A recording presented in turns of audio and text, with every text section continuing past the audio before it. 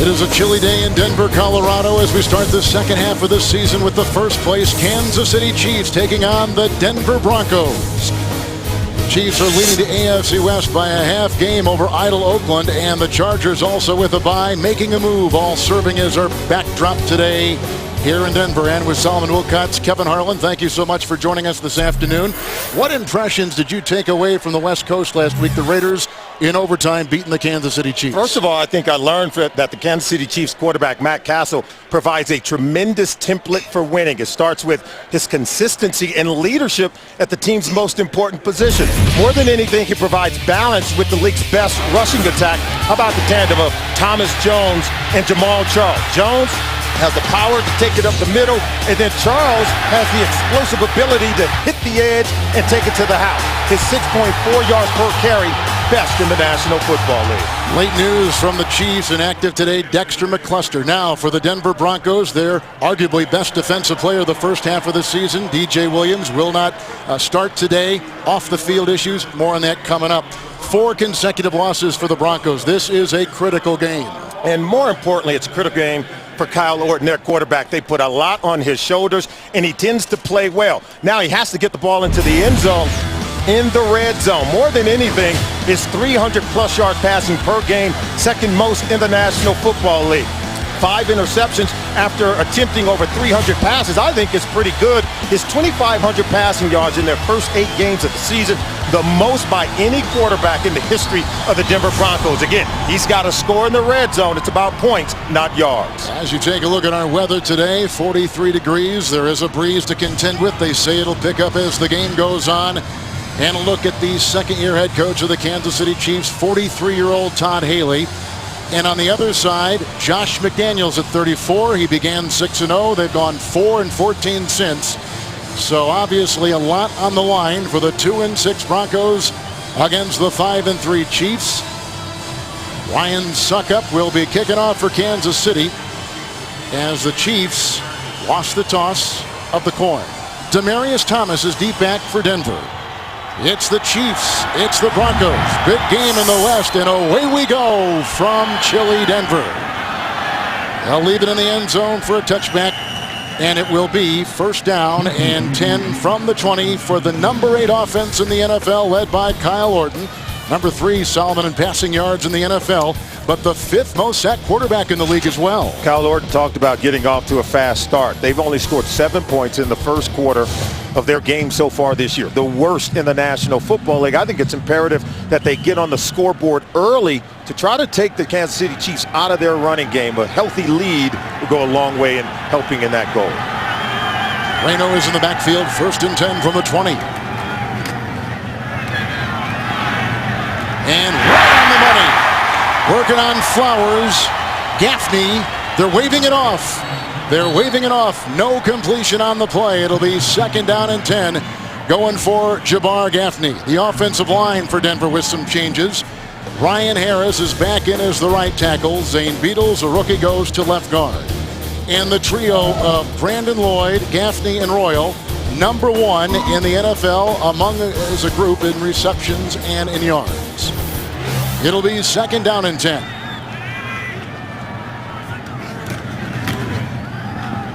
Good time with the block by Clady across the way. That is caught. Eddie Royal. And the gain is 9. Working on Price. All right, for Kansas City's number 15 defense, Sean Smith starting for Tyson Jackson in the Kansas City 34. Eric Johnson, fresh off signing a contract extension this week, leads Kansas City in tackles. And John McGraw is out with concussion symptoms from last week, and Donald Washington will be taking his place. It is 3rd and 1 in the game's opening drive.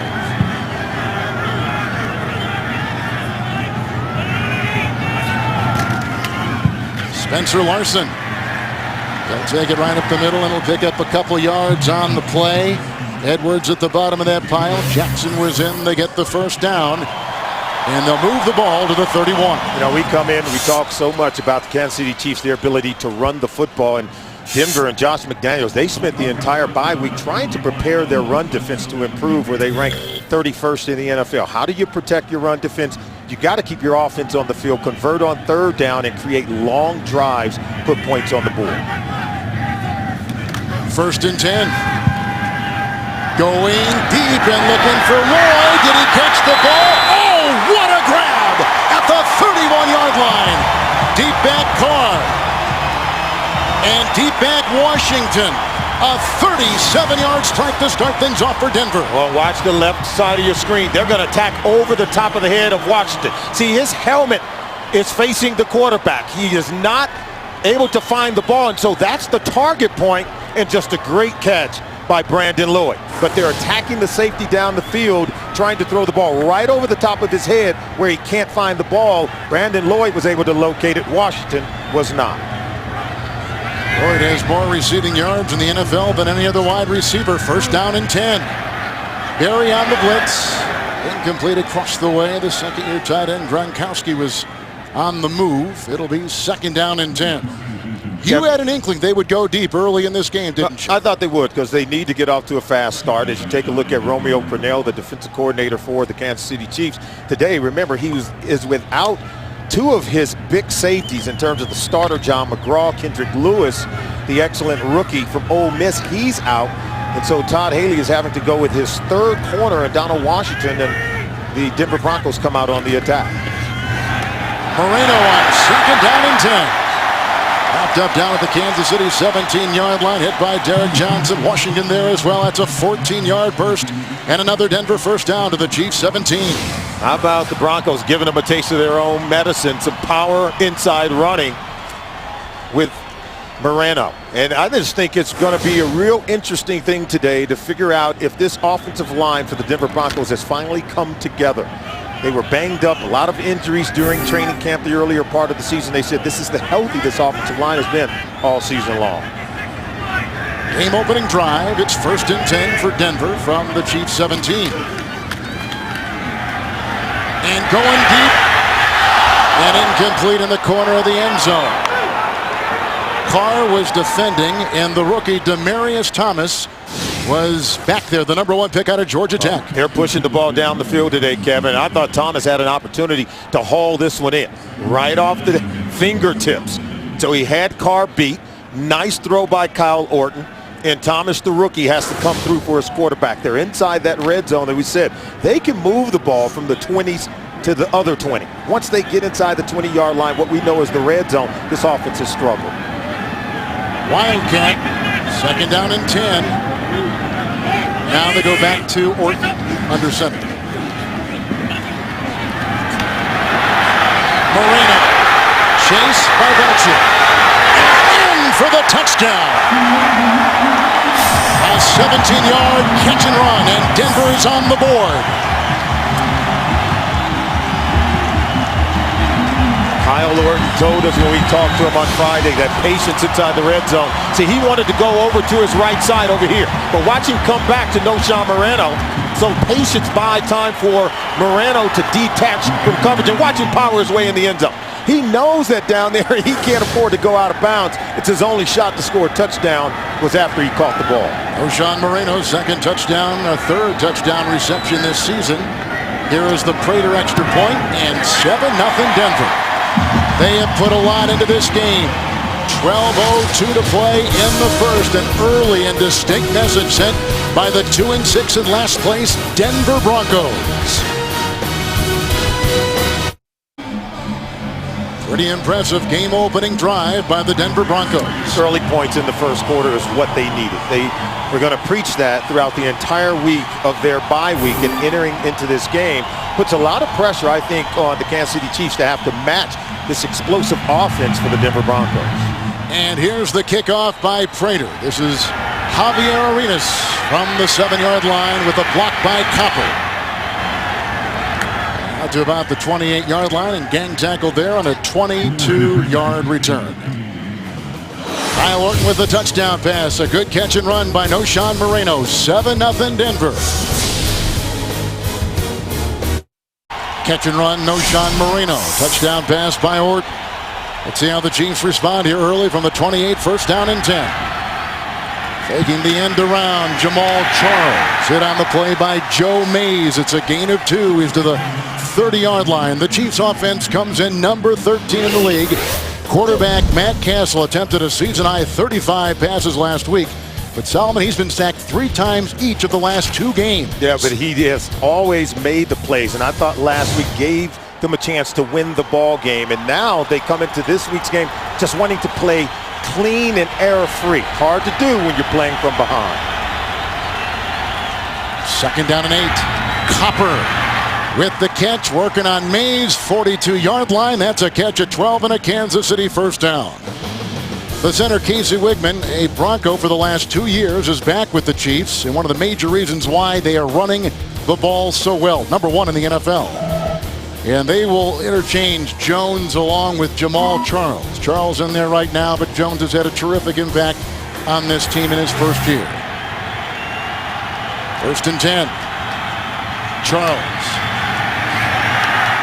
Not much of a gain across the way. Mays was there making the stop, and we'll call it no gain, staying at the 42-yard line. Denver's defense, number 23. Broncos spent a lot of money on free agents Jamal Williams and Justin Bannon. They're number 31 against the run. DJ Williams will not be starting today. Wesley Woodyard will take his place. Robert Ayers being replaced by Mario Hagan. And Andre Goodman is out with a quad injury, replaced by rookie Parrish Cox. 2nd down, long 9. And DJ will be in on that stop after a gain of 2 yards. It's up to the 45-yard line. Woodyard was in there. And the stop on Thomas Jones. A look at Josh McDaniels. He's got his plate full here in Denver. Absolutely. He's got his hands full trying to get his run defense. The 31st ranked run defense in the National Football League. 2nd worst, going against this top-rated, number 1 ranked rushing attack of the Kansas City Chiefs. Can they hold up over the course of 4 quarters? Charles is in. On 3rd down and 7, flag thrown. That is a catch by Charles. Slipping by Dawkins. Knocked out of bounds on the play by Ronaldo Hill. They'll spot him, at least right now, after that catch run of 18 down to the 37-yard line. Penalties were a problem for the Chiefs last week. Let's see who this is on. Mike Carey is our referee here today. Illegal motion. Offense number 25 was moving forward at the snap. The 5-yard penalty. So 3rd down. Now becoming 3rd and 12. It's Jamal Charles. And Todd Haley told us that we have to get him matched up in coverage in the passing game, where he averages 10.5 yards after the catch. But see the illegal motion, see, he never gets set. And these are some of the small nuances young running backs have to learn in the National Football League. He can play with the ball in his hands. He's very explosive. But when he doesn't have it in his hands, he has to still do the little things right. It's all about the details. 3rd and 12. Over the head of Charles, and he was open in the middle. Mays was tailing. Justin Bannon took a good look on Castle, and the Chiefs on their first possession have got a punt today. 5 plays and punt. He played collegiately at the University of Colorado. He's close to home. Look at him playing with great intensity. And he told us that a few weeks ago in that game against the Raiders, he said it was the most embarrassing game of my life. And you see him early putting the pressure and hit on Matt Castle. Colquitt to punt. This is Dustin. His brother Britton punts for Denver. Eddie Royal back. Hang time of 5.03, 42-yard punt on the play. Here come the Broncos. Kevin, the Broncos need more than just big numbers from their quarterback. Remember John Elway's 4,000-yard passing season in '93. He didn't win a Super Bowl until his last 2 years, and Plummer had over 4,000 yards in '04.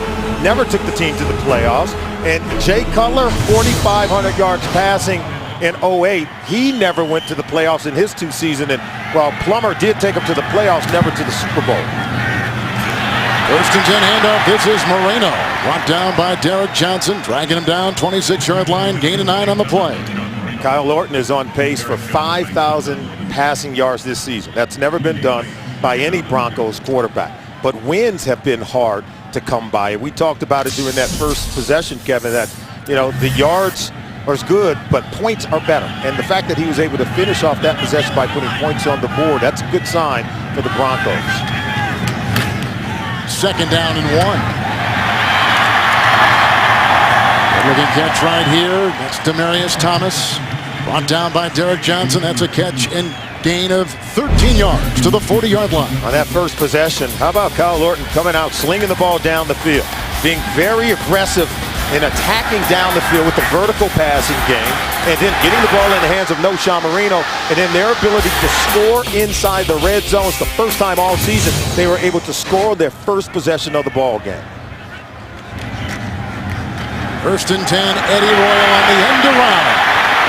Nice block by Demaryius Thomas, belted out of bounds by Washington. The catch and run take him to the Kansas City 41-yard line. A gain of 19 for number 19. And right now, the Denver Broncos offense has this Kansas City Chiefs defense back on their heels. They are attacking with the passing game, but to manufacture yards running the football, how about the reverse end around by Eddie Royal? And the blocking by Demaryius Thomas down the field. Anytime you get those long runs, that means wide receivers are putting in work. After the longest run this season by Denver, 1st and 10 for Kyle Orton. Gaffney to the 34. Carr with the tackle. It's a gain of 8 on the play. Quick passing, timely carries by the wide receivers in terms of the running game. Very creative play calling in the early going by Josh McDaniels. At the end of the day, will the Denver Broncos be able to line up and pound the running game, something they've also worked on during the bye week? They know they're going to have to improve their ability to run the football. Kansas City number 9 in the NFL against the run. 2nd down and 2. Moreno with a big hole. Climbing for the first down to the 24 of Kansas City. That's a gain of 9 on the play. Washington in the secondary with the stop. You ask for it and you get it. That's right. You ask for inside running. Look at that. Does it get any better than that? We've waited all season long to get this from the Denver Broncos. And if you give that kind of running game, that kind of balance to a quarterback like Kyle Orton, now you're talking about an offense that could become one of the best in the NFL. Shane Beadle's the guard with the block right there. 1st and 10, outside Royals skipping his way into the grasp of Belcher among a couple. Washington there, gain of 6. Mark him at the 18-yard line of Kansas City. So a nice combination of run and pass and a great tempo early on for Orton. Absolutely. 6 plays so far in this possession, 6 runs, 6 pass. But now they've entered that dreaded area we call the red zone, where this offense has struggled all year. We talked about them scoring on the first possession. Would it be huge for this offense to go 14-0 here at home against their divisional rival? On 2nd down and 4, Moreno, another gigantic hole. Breaking the tackle of Carr. Brought down by Flowers. Galloping for 11 to the Kansas City 7. Kevin, they came in as the worst rushing offense in the National Football League. The worst in team history. 2.9 yards per carry. Never before seen here in Denver. Remember when Shanahan was here, this was a team that could always rush for 1,000 yards. It was never a problem to run the football until this year. They feel like if they can get that back, as you take a look at the numbers and how much they have struggled already today, eclipsing just about what they've done in terms of their per-game average. 1st and goal from the 7. Moreno already has a touchdown. Sean Smith among many that plug up the middle, a gain of a yard, and down to the 6-yard line. And we mentioned this earlier on, but the Broncos know they're facing a real tough portion of their schedule. They've got to show something today. And, we talk with a lot of coaches around the National Football League, Kevin, and they all pretty much say the same thing. They say the most desperate team usually wins. And Josh McDaniels and his group are very desperate, but they know with 5 games remaining inside of the division that if they're going to start playing football, it begins today against the Kansas City Chiefs. 2nd down and goal at the 6. Touchdown! Brandon Lloyd beating Brandon Carr.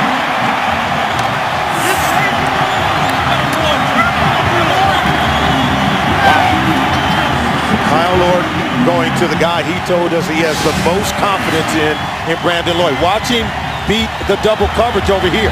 He beats both defenders. He gets inside the safety, inside the corner. Brandon Carr, who's looking at Washington as if you were supposed to provide help inside, and that's what safeties are supposed to do, provide inside leverage on the coverage, and Washington was not there to help his corner.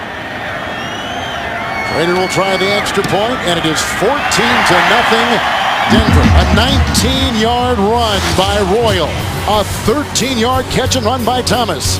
And then Brandon Lloyd smears one in the back of the end zone for the Broncos.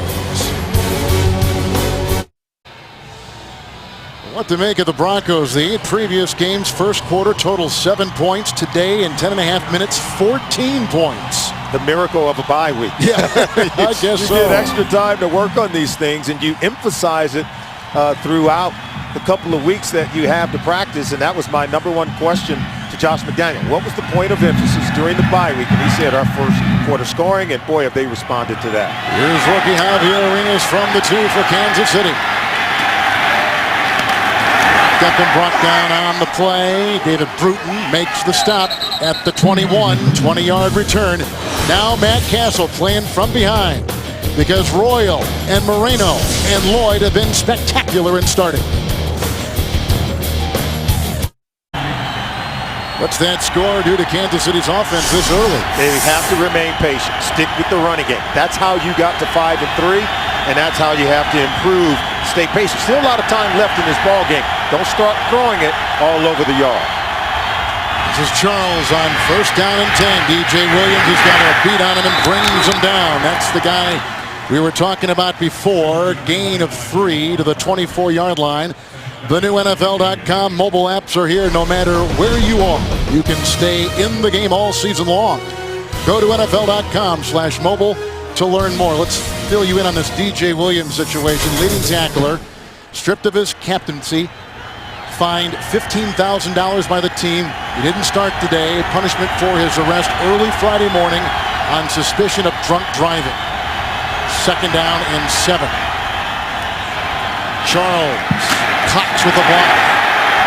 And a gain of 3. Jamal Williams was right there. Solomon at the 27-yard line for Denver. Oh, DJ Williams, a bit embarrassing moment for him. No longer the captain of this football team. Now he's got to be able to focus. He's got to be able to play the game of his life because you feel like you robbed the team of the momentum gained during preparation and practice during the week, and for the unfortunate set of circumstances to occur, I think the only way that you can build up good equity with your football team, you got to come out and play lights out.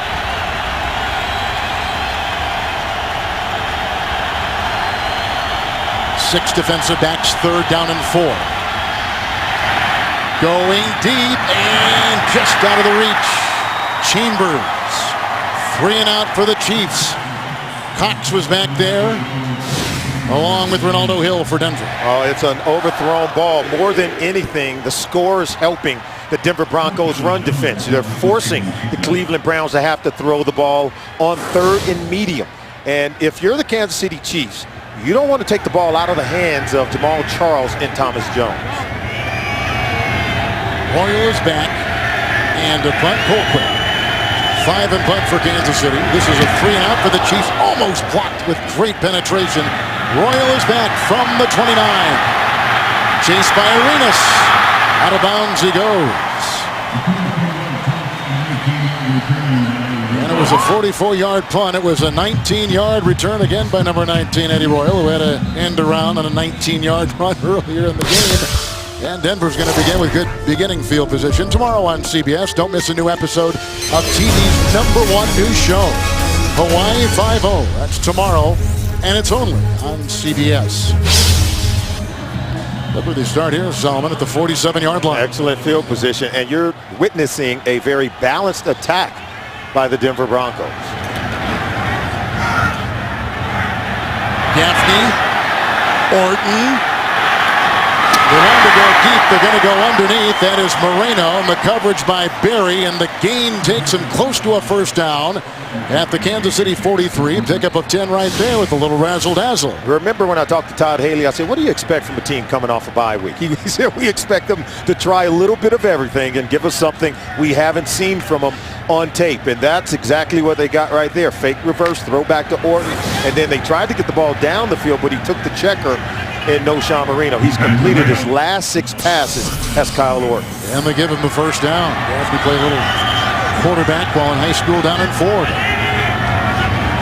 On the Kansas City 43, no Sean Marino. And Smith was right there. Also a stop by Ron Edwards. A gain of 3 down close to the Kansas City 40-yard line. Already we see the Kansas City Chiefs with their backs up against the wall. They played uncharacteristically last week when they lost the game to the Oakland Raiders. They had 12 penalties, a season high for them. They were one of the least penalized teams. They still don't turn it over a whole lot, turned it over twice in that game. And Todd Haley said, we've got to get back to playing clean, basic, fundamental football. But I think it's hard to do that when you trail 14-0 early in the ball game. Look at the time, 2nd and 7. He's got his receiver. Oh, what a catch! Gaffney, touchdown!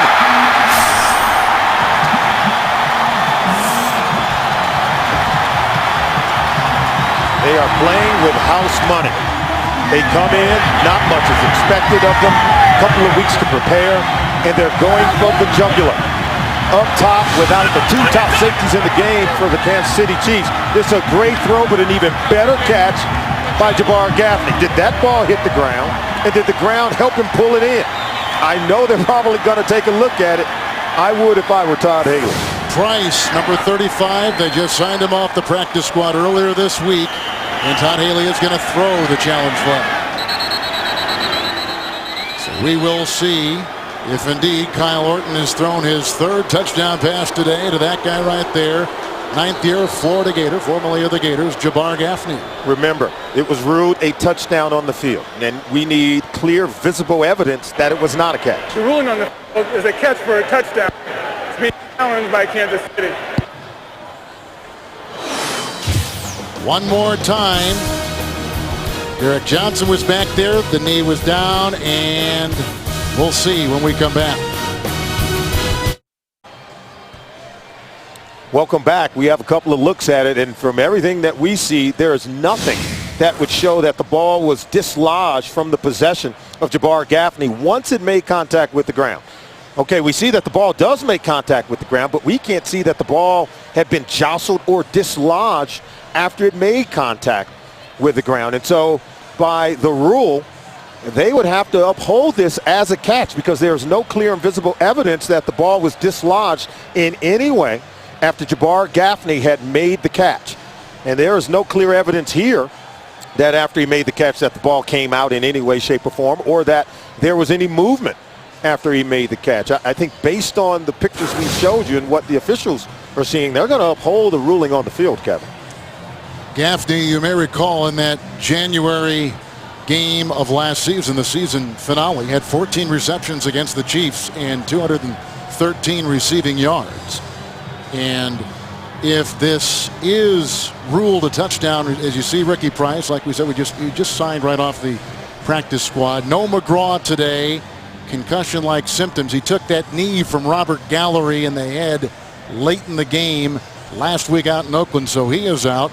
And the Chiefs have had to kind of move some parts in that secondary coming into this afternoon's game here in Denver. No McGraw, no Kendrick Lewis. So Donald Washington has to move into the starting lineup. And Ricky Price, as you said, signed off the practice squad. Now he's in the game. Both guys, if this is upheld, will have been beaten for touchdowns here in the first quarter. And so the Kansas City Chiefs right now leaking oil defensively. There you see the catch. Contact with the ground after that. I don't know that we saw anything that the ball was dislodged from the possession of Jabbar Gaffney. Great effort, by the way. They're taking a long, hard look at it.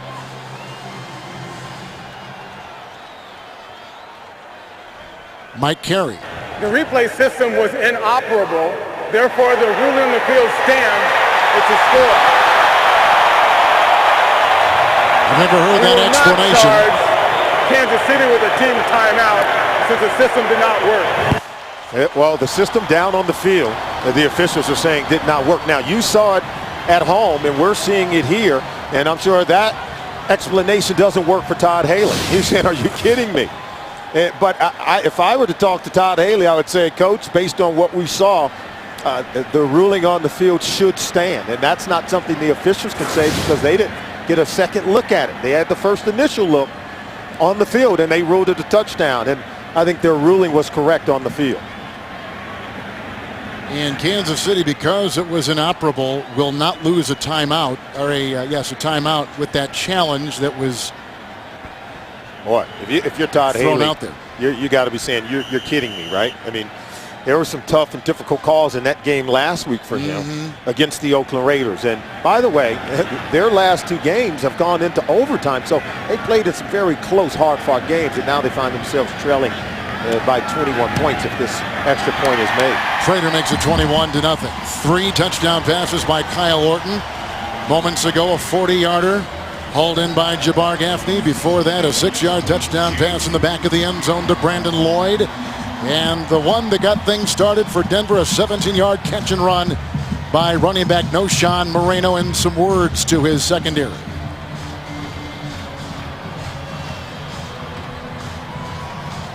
Santonio Holmes caught a touchdown pass on Rob Ryan's Cleveland Brown defense, and Rex Ryan, his brother, and the Jets get another win in a volatile game in Cleveland with 16 seconds left in overtime. They had gone almost the entire overtime frame. And Todd Haley is talking to his secondary. He's saying, if we're going to get back in this game, you guys are going to have to slow down Kyle Orton and this passing attack. And we told you at the top, Kevin, just how good Kyle Orton is. Didn't have enough time to tell you how dangerous Brandon Lloyd can be on the back end and how good Jabbar Gaffney and Eddie Royal. Those 3 players, they have racked up some eye-popping numbers in terms of the passing game, and you see it working full effect in the first quarter of this game. Javier Arenas is back. You saw him bust one last week in Oakland. Let's see if he can do the same now and get the Chiefs at least becoming relevant in this game, because right now 21-0 is a huge hill to climb.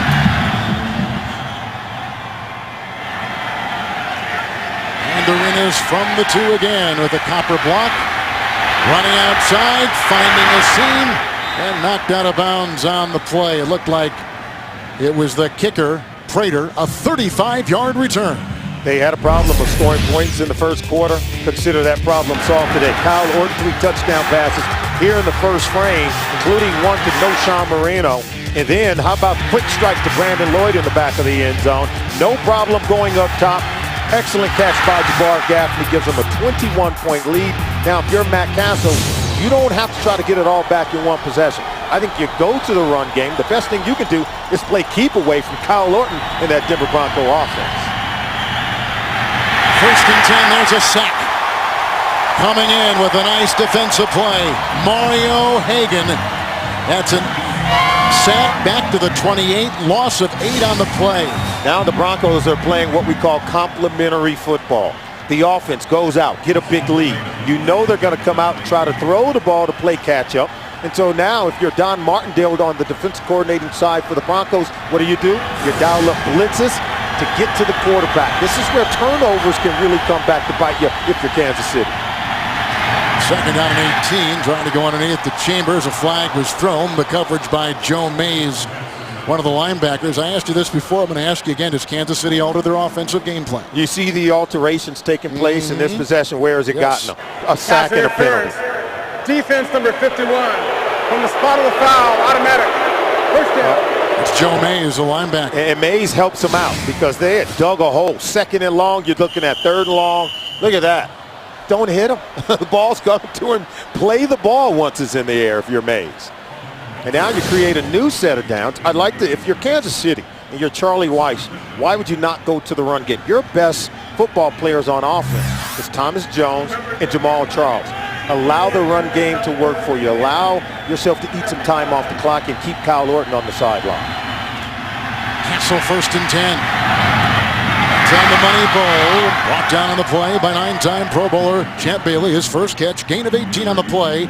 And he takes Kansas City to the 50-yard line. Well, they dial up yet another pass. The 3rd consecutive pass play called on this possession by Charlie Weiss. They go down the field to Dwayne Bowe. They do have some movement.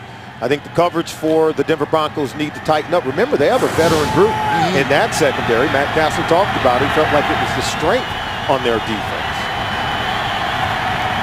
1st down and 10. Castle slings one downfield. Another Bowe catch. 35-yard line. Picks up 16. So the Chiefs are on the move. But Kyle Orton has thrown 3 Denver first quarter touchdown passes. At the end of one, the Broncos 21-0.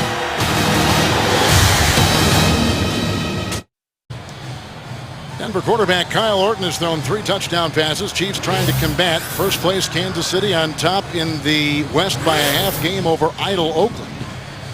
Chargers are also idle.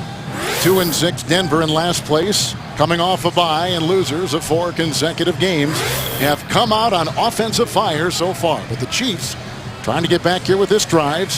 Completions to Bo of 16, Salmon, and 18 yards brings them to the 34 of Denver. Todd Haley quoted Bobby Knight when we talked to him last night. He says sometimes it's more about the team who makes the fewest mistakes. And, you know, he talked about wanting to play a clean, error-free game. I think it's hard to do it. When you're down 21-0, now you got to press it a little bit. You've got to really become more aggressive, and that's where the mistakes can come back to bite you. 1st and 10. Bo, he got it in. He was working on Bailey across the way at about the 27. Picks up 7 yards in the 3rd pass to Bo on this Kansas City drive. Well, if the 30th ranked passing attack for the Kansas City Chiefs is ever going to come alive, now might be a good time to do it. Look at the tightrope, 2 feet down by Dwayne Bowe. So really good timing between Castle and his receiver, Dwayne Bowe. Charles in the backfield, 2nd and 3. Big hit right there.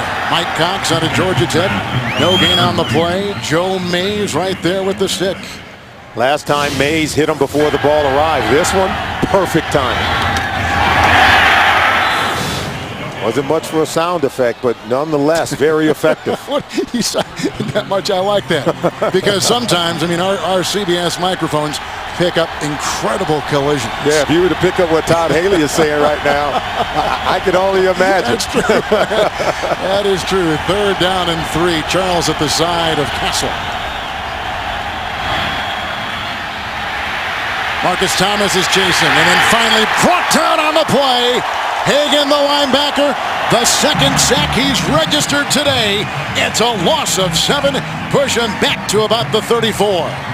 Well, he wanted to get Vernon Tucker, number 15, at the top of the screen on a wheel route. See, he's not there. And now once he has to pull it down, nothing on this side of the field is open, but you got to throw it away. You get outside the tackles, dump the football. You can ill afford to take a sack, and now you have to attempt a very long field goal, make it much more difficult for your kicker. And into the win for Ryan Suckup. Holding Colquitt. Gafford with the snap. 52 yards. Wide right. Denver's defense. And they're still pitching a shutout. And it goes back to the play where Matt Castle refused to throw the ball away. You take a sack there, makes it very difficult for Suckup to convert on the field goal attempt.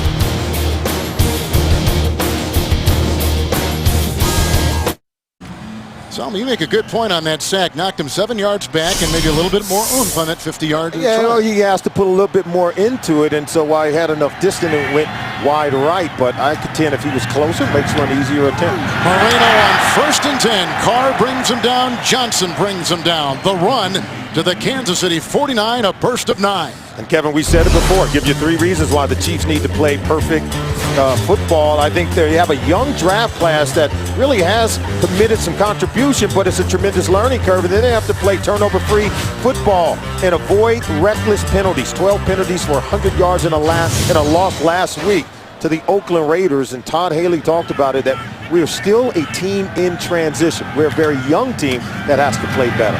Here's a 2nd down and 1. The hurdling Moreno. Belcher makes the stop.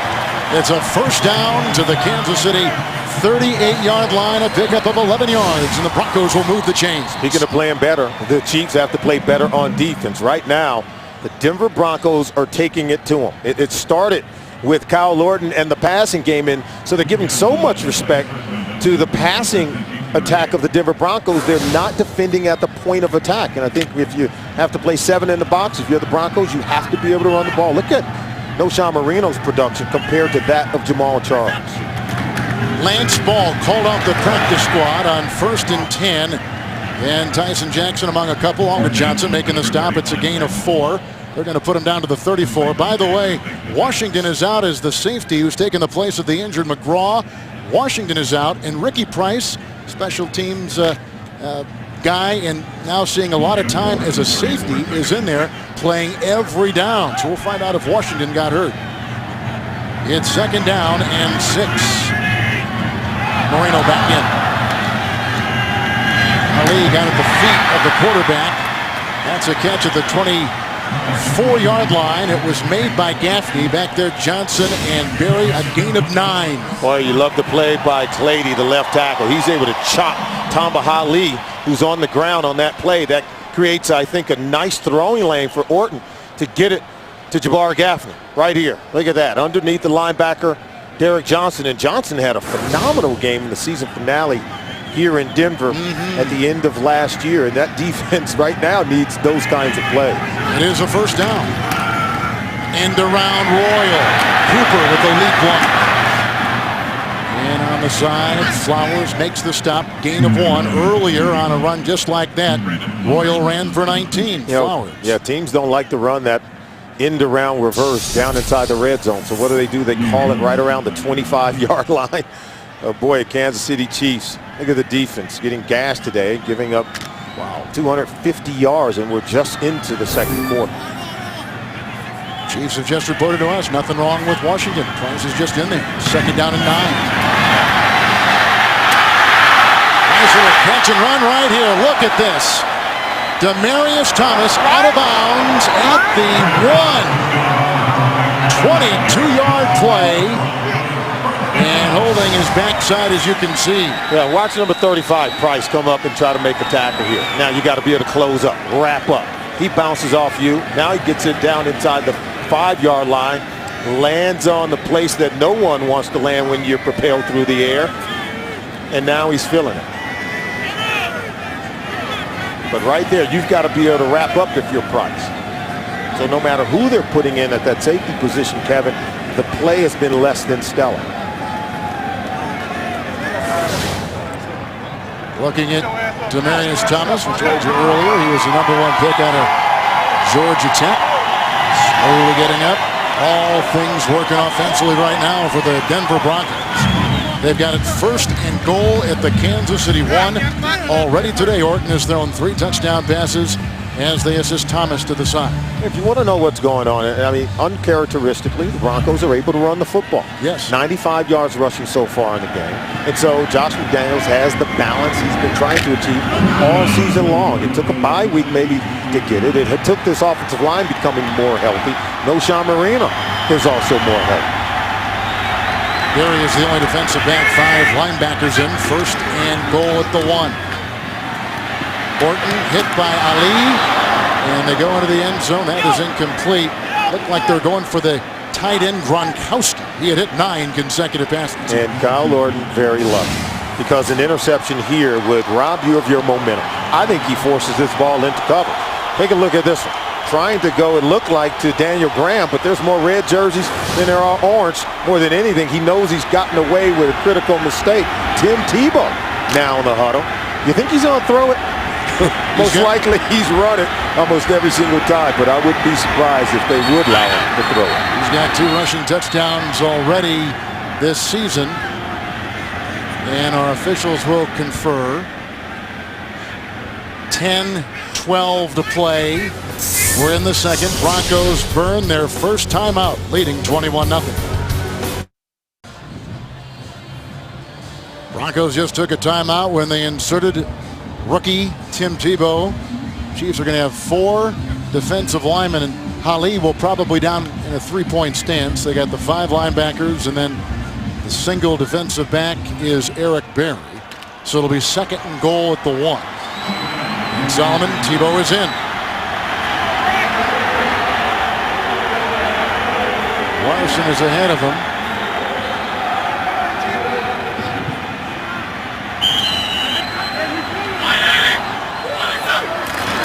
Tebow. Wow, that was easy. That was too easy. Walking in.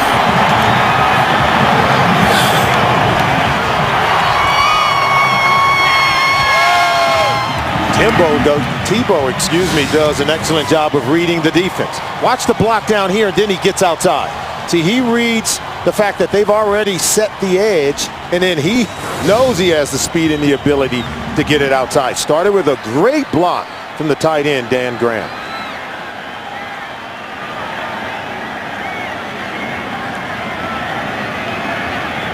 Denver has scored every time they've had the ball. Now 28-0 with the kick by Prater. It's the number 1 pick. He just ran it in from a yard away. He walked in. 28-0, the Denver Broncos. Wharton with 3 touchdown passes. Tebow just had a 1-yard touchdown run. Chiefs have had it 3 times. 2 punts and a missed field goal from 52. You can only imagine what's being said on that Kansas City sideline. Yeah, not much more to say right now. Nope. Just come out and play. Talking's not going to get it done. They know that, and they came in here and knocked the Broncos out of the playoffs at the end of the 09 season. They need that kind of performance from this point on. Arenas will keep it back there. Charles, by the way, in that game last year was terrific. 259 rushing yards in that game. And tonight on CBS, the kingpin of Lucky Strike Bowling goes undercover. You can't miss an all-new Undercover Boss. It is tonight, and it's only on CBS. Chiefs will begin it with the touchback at their 21st down and 10. Matt Castle's got his work cut out because we talked about sticking with the run game. Now you're down by 4 touchdowns. The game is on his shoulders. He's going to have to throw it and be very productive in order for them to win. Thomas Jones is in the backfield on 1st and 10. Moiaki, the rookie out of Iowa, galloping into Bronco territory. And he is to the 46, working on Brian Dawkins, 34-yard catch and run. Very common play in this offense. He starts him in motion, then he comes across the field. And we've seen them do this multiple times. In fact, it's worked so well, they keep going back to it. And the Denver Broncos might want to know where Moiaki is. They will come back to that play. Let's see if the Broncos can make an adjustment and play it better. 1st and 10.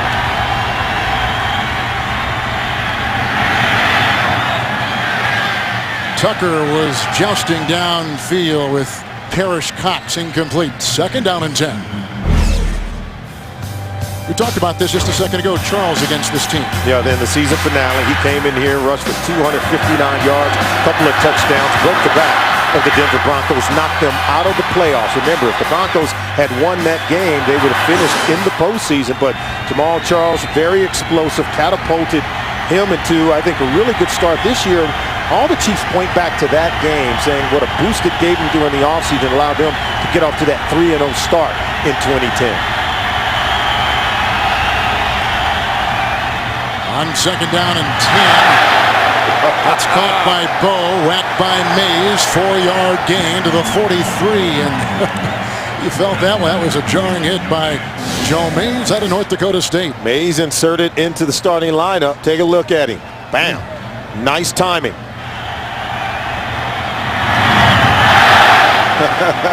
He's doing a really good job of reading and recognizing the combination routes. It's taking him right to the intended receiver. And if he can jump one just a 1/10 of a second sooner, he might find himself making a big play, getting an interception. Charles is in 3rd and 6. Jamal Charles, good block by Noja. That's a 1st down dive. He's down to the 34. It's an 8-yard pickup and knocked down on the play by Darcel McBath. And take a look at Jamal Charles. We told you at the top that he was good at getting to the edge, but here you see him getting to the middle. Excellent hole. So he's not afraid to run it up the gut. In fact, when you talk to the coaches for the Kansas City Chiefs, they feel like both he and Thomas Jones are interchangeable, that they both can run it inside as well as outside. Season average of 179 yards per game, only 18 yards rushing for Todd Haley's Kansas City Chiefs today. Jones in now, 1st and 10. He's trying to give a block. And Marcus Thomas was the one to kind of knock him astray. It's a gain of a yard down to the 34. And the one thing that it does, Dawkins was in there as well. It doesn't tip off the defense who they're facing if it's a run or pass because, like you say, they're interchangeable parts. Interchangeable. One guy doesn't tell you what specific play they're going to run or where on the field. Is it an inside run, an outside run? You see Jamal Charles coming to the huddle. You think he's going outside. Next thing you know, he's gashing you up the middle. He only needs one touch to take it to the house. 2nd and 10. He gets by Thomas. And he's put down by Jason Hunter. And the ball is free. They say it was down. is McBean off the defensive line, jumping on it, and it's going to be ruled down. Casting a flag thrown. Late flag goes down. Take a look at this right here. Is he open? I think you got to get him the ball. Now, he slipped and fell down. It's probably why Matt Castle was forced to hold on to it. But when he holds on to the ball, bad things happen. We already told you him getting sacked once knocked him out of real good field goal range. Loss of 4 as it stands right now. Maybe the 3rd sack, and let's see what the call is. Mike Carey worked Super Bowl 42.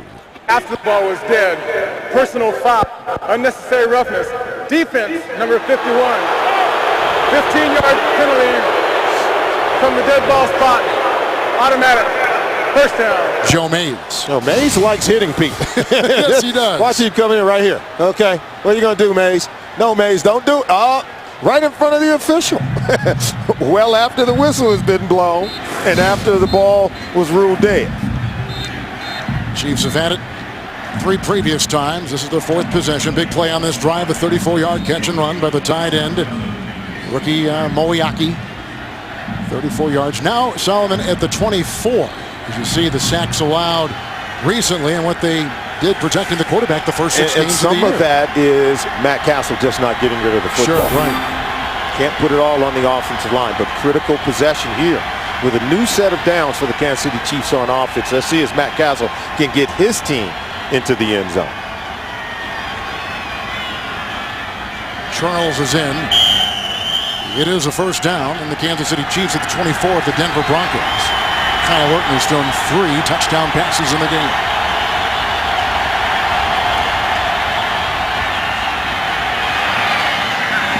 Chris Chambers, Joe Mays, tackle made at the 19, pick up a 4 as we pick up James Brown from New York. Hey, Kevin and Solomon, it looked like the NFL was heading for its first overtime tie in almost 2 years today between the Jets and the Browns when Sanchez hooks up with Santonio Holmes, 37 yards to pay dirt. They win it with 16 left on the overtime clock. All right, and the Jets get it done. Back to Kevin and Solomon. On 2nd and 6, it's a fumble. Charles was carrying. It's a 2-yard gain. He vacuumed in the ball, and they'll mark him at the 17-yard line. And right there with it, Jason Hunter. He was defending for Denver, former Packer and Detroit Lion. Last week, Todd Haley was criticized a little bit for maybe not getting the ball enough to Jamal Charles. He did fumble the ball. But, you know, he doesn't have that kind of frame where I think he's built for an overwhelming workload. I think you got to be judicious with what you're going to allow him to do and how many times you're going to allow him to touch the ball during the course of a 4-quarter football game. Dickerson had knocked it away. 3rd down and 4 for Matt Castle. Good time. Incomplete to Charles. Hit high, hit low. B.J. Williams is there. Mario Hagan, there's a flag at the 7-yard line. Okay, ask yourself this. Was he a defenseless receiver? And did the defender lead with a helmet, shoulder, or forearm to the head of Jamal Charles? Personal foul, unnecessary roughness, defense number 57, lays hit on the defenseless receiver. After this is to the goal, automatic. You called it. Mario Hagan did it. Take a look at it. You be the judge. We told you the rule. Okay, Williams, that's not the hit. See, there it is. You better believe it. He lunged. He left his feet. He led with the helmet. He made contact with the shoulder pad, but he really hit the defenseless receiver in the helmet. You cannot do it. It's an emphasis on the rule, but this is a rule that already had been on the books entering the 2010 season. And let's face it, everyone, Jamal Charles could have been seriously hurt on that hit.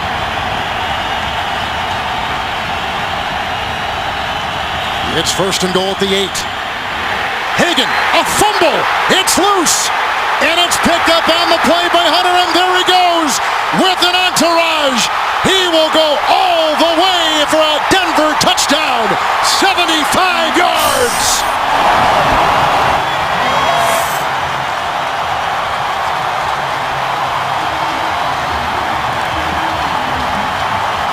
I'm not going to call it a dagger, but they have pulled out the sword, and they're in position. This is pressure by Hagan, and there you see it. 57 is able to get to Matt Castle. Ball comes out, and then they're able to scoop it up. And Hunter understands he's got a clear field. And they get more points on the board as a result of the lack of ball protection by Matt Castle. Second consecutive week, the Chiefs have had a red zone turnover.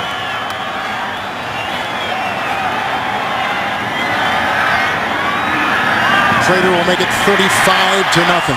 35-0.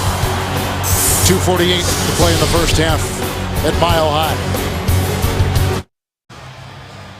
35-0 moments ago. Jason Hunter, 75-yard fumble return for a touchdown.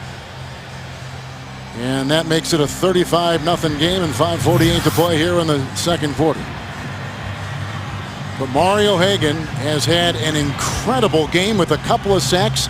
In fact, his third as he knocked down Castle, who coughed up the ball. And now the Chiefs will get it again. Remember, Hagan is replacing Robert Ayers at the outside linebacker position, and Joe Mays has moved into his spot as a starter. So you're talking about some guys doing some different things, but still making a huge impact on today's game. Javier Arenas on the Prater kickoff.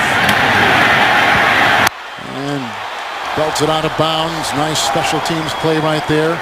It was a 15-yard return. Defense has been the calling card, and mainly the linebackers for the Denver Broncos. DJ Williams getting in on the act.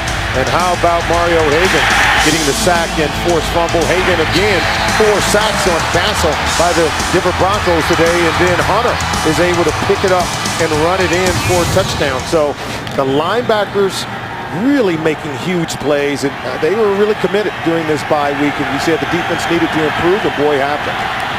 Here's Thomas Jones on first down and 10. Devoured. Hit by Marcus Thomas among the many on a gain of a yard. Let's go to James Brown in New York.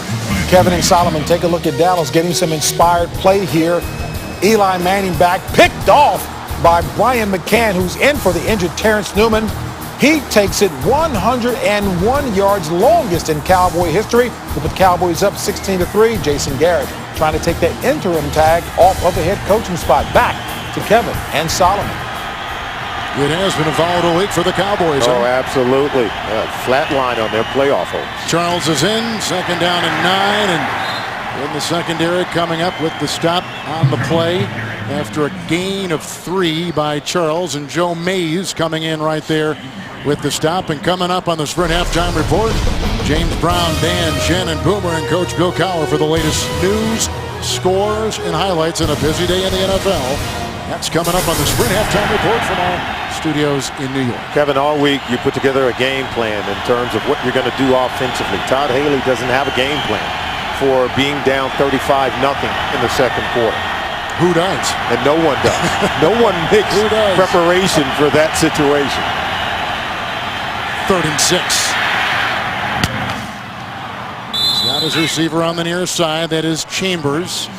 Hit on the play by Cox. It is a gain of 10.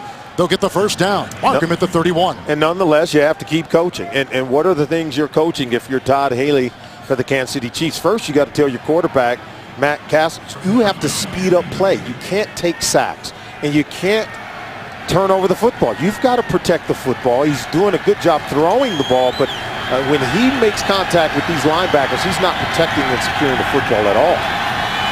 Charles on 1st and 10.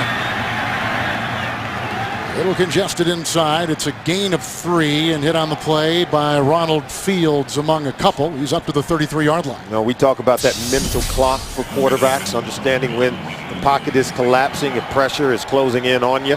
He's got to speed up his mental clock and not get caught holding on to the football. When he rolls out, remember, if you're outside of that tackle box, you can just throw the ball away. No need to take a sack in those situations. 2nd down 7.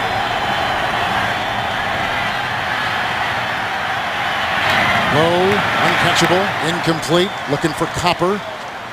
Coverage by DJ Williams. It'll be 3rd and 7. Matt Castle a little bit out of sync at this point, because I thought he had Dwayne Bowe on the comeback route.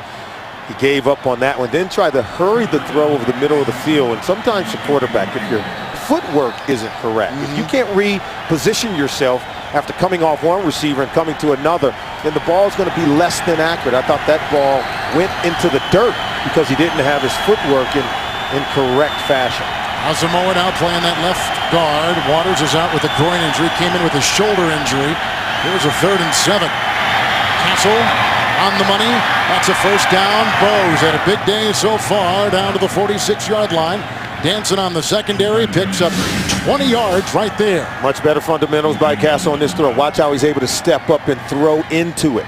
And so just good footwork, a nice clean pocket, good vision to get the ball down the field to Dwayne Bowe. So when the pocket's clean, Matt Castle is making plays. When he's off schedule a little bit, you can take away that first or second intended receiver. He tends to be off his game here today. Dawkins got him on the previous play. Here's a 1st and 10 from the Denver 46. Charles was in, going deep, looking for Tucker. Another great catch. He had one last week in Denver. Comes up with a beauty right there. He's working on Cox. It's a 37-yard strike. The Chiefs will have it at the 9. Now watch Castle. See, he hits the 5-step drop, ball out on time. And when he can throw it in rhythm like that, he has great ball placement down the field. And what an even better catch right there by Tucker. We saw him do it last week. And boy, he's a speeder. He beats Cox on that one and is able to haul it in. So the offense is on the move. Ball protection, priority number 1. Getting the touchdown is secondary. He was signed off the practice squad, was Tucker, back on October 23rd. After the 37-yard completion, we're at the 2-minute warning in Denver. Well, our guys in the truck have dug this out. They were the Dallas Texans back when this happened in 1960. This is, the Kansas City Chiefs were the Dallas Texans, and in the history of this franchise, this is the most they've given up in the first half. Also, the Chiefs have given off points off a turnover for the first time this year, and a fumble by Castle returns 75 yards. So the offense of the Broncos has scored 3 Orton touchdown passes. Now Kansas City at the 8, 1st and goal. Charles. He's down to about the 5-yard line goes Jamal. Brought down by Darian Hagan, who's got 3 sacks today. It's a gain of 3 on the play. Yeah, we talk about Matt Castle making better decisions with the football. He's been sacked 4 times today, and 3 times he's been sacked. This is that old Statue of Liberty play. Fooled no one, by the way. But he's been sacked 3 times today inside the red zone. 2nd goal at the 5, dumping it off to Charles. Hold the ball. He does. He's in for the touchdown. 5-yard touchdown pass by Castle. Did you think they're going to do an end around there with Copper? It almost had that feel to it. Then the rush came on and kind of blocked the door. And Don Martindale's defense wasn't fooled. They didn't think it was an end around. They came with full, what we call max pressure on Matt Castle. Now watch how many orange jerseys are just sold out to get to the quarterback. And he's able to get rid of the ball. He was smart not to take the sack. You've got to be able to get rid of it when you understand pressure is coming your way. You almost get nervous when Charles holds the ball with that one hand. 9 plays, touchdown for Kansas City. The shutout is gone. And they put it through on Suckup's extra point. So it's 35-7. 1:28 to play here in the first half. Charles catches and runs from 5. We talk about Matt Castle not taking sacks. Boy, get rid of the ball, but he still gets hit. And you have to wonder if Hagan rolled up that ankle, Matt Castle comes up limping on the play. We talk about his footwork needing to be a vitally important part of what he does to have balance and throwing accuracy. So he's going to need to stay healthy in this game. 4 sacks, 7 times he's been hurried and been knocked down a whole lot in this game today. That white jersey's not so clean. I still contend there may have been a thought of an end around right there, but luckily Charles is open. I'll tell you, the end around is meant to really lure defenders out of the area so that when you dump it off to Charles, he has a clear path to the end zone. Good point. And Demaryius Thomas is back for the Denver Broncos as they prepare to get this kickoff from Ryan Suckup. Just before halftime, and here is the boot. And Thomas, 4 yards deep, he'll take it out.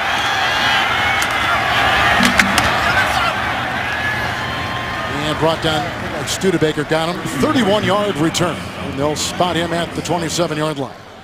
Coming up in the Sprint halftime report from our CBS studios in New York, join James Brown with Dan Marino, Shannon Sharp, Boomer Esiason, and Coach Bill Cowher All the latest NFL scores and highlights. That's next on the Sprint Halftime Report. Boomer and I will be in Washington, D.C. tomorrow night for the Monday night game. The Eagles with Michael Vick against Andy McNabb and the Redskins. One of many interesting games this week. 1st and 10 from the 27. Eddie Royal. And out there, brought down by Ali. It is a gain of 8 on the catch and run to the 34-yard line. Denver Broncos first half, the last time they were home, week 7 against the Oakland Raiders, only scored 7 points, 35 today, and gave up 38 points in the first half against the Raiders in that game, and only allowing 7 points so far. And you can see the comparison between that week 7 contest against the Raiders in terms of rushing yards compared to today. And Josh McDaniel is able to turn his team around using the bye week at a vitally important time in the schedule. Came perfectly after their first 8 games. And he understood the corrective measures he needed to take to get his football team headed in the right direction. And now I think the second half is going to be a testament to see how well they can close out a ball game. And there's no doubt they put a lot of this is like the linchpin game of their season. Well, no doubt about it. Within the division against Todd Haley. Remember, the 2 coordinators for the Kansas City Chiefs used to work with Josh McDaniels in New England. Buckhalter is in the backfield on 2nd down and 2. Looking on the near side for Lloyd, and the coverage on the play by Brandon Carr. 3rd and 2. Now we talked to Josh McDaniel about Charlie Weiss, his former mentor, the offense coordinator currently for the Kansas City Chiefs, served in that same role in New England while Josh McDaniel was running around getting everyone coffee. And then, of course, Romeo Crennel, the defensive coordinator with the Chiefs, formerly served in that same role in New England. He says, they don't know what I'm thinking, because when we were in New England, I spent more time listening to them than they spent listening to me. He wasn't allowed to talk.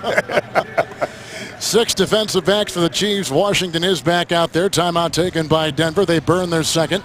So it'll be 3rd and 2 for Kyle Orton as you look at Crennel on the left and Haley, the head coach of the Chiefs. So next Sunday, the NFL on CBS. We'll double up first. The Texans will take on the Jets. Raiders will battle the Steelers. Then the rivalry is renewed. Peyton Manning and the Colts, Tom Brady and the Patriots, all beginning with the NFL today at 12 noon Eastern Time on this same CBS station. That will be a beauty next week. 3rd down and 2. And it's only the second time the Broncos offense has faced a 3rd down here today. That's just how efficient they have been on 1st and 2nd down. Buckholder remains. 6 in the Kansas City secondary. 3rd down and 2. On the money, Eddie Royal, grabbed by Arenas. The gain to the 39. He picks up a 1st down and a pickup of 4. Boy, Javier Arenas is right in his hip pocket. Just the very accurate throw by Kyle Orton, where Arenas couldn't make a play on the ball. Orton 13 of 18 today, 189. 3 touchdowns. 1st and 10. He found a very nice window right there. Gets it to Lloyd. Flowers with the grab. 14-yard catch to the Kansas City 47. Berry was there as well. It is a 1st down. Incredible numbers also by Brandon Lloyd in the first 8 games. We talked with him, and he had high things to say about Kyle Orton.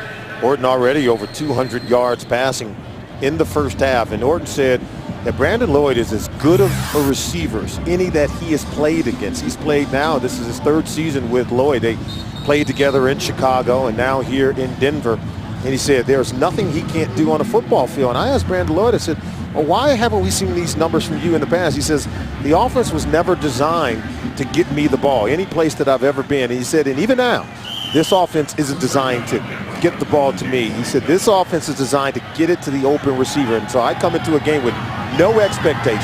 I work hard to get open, and Kyle Orton will get me the football.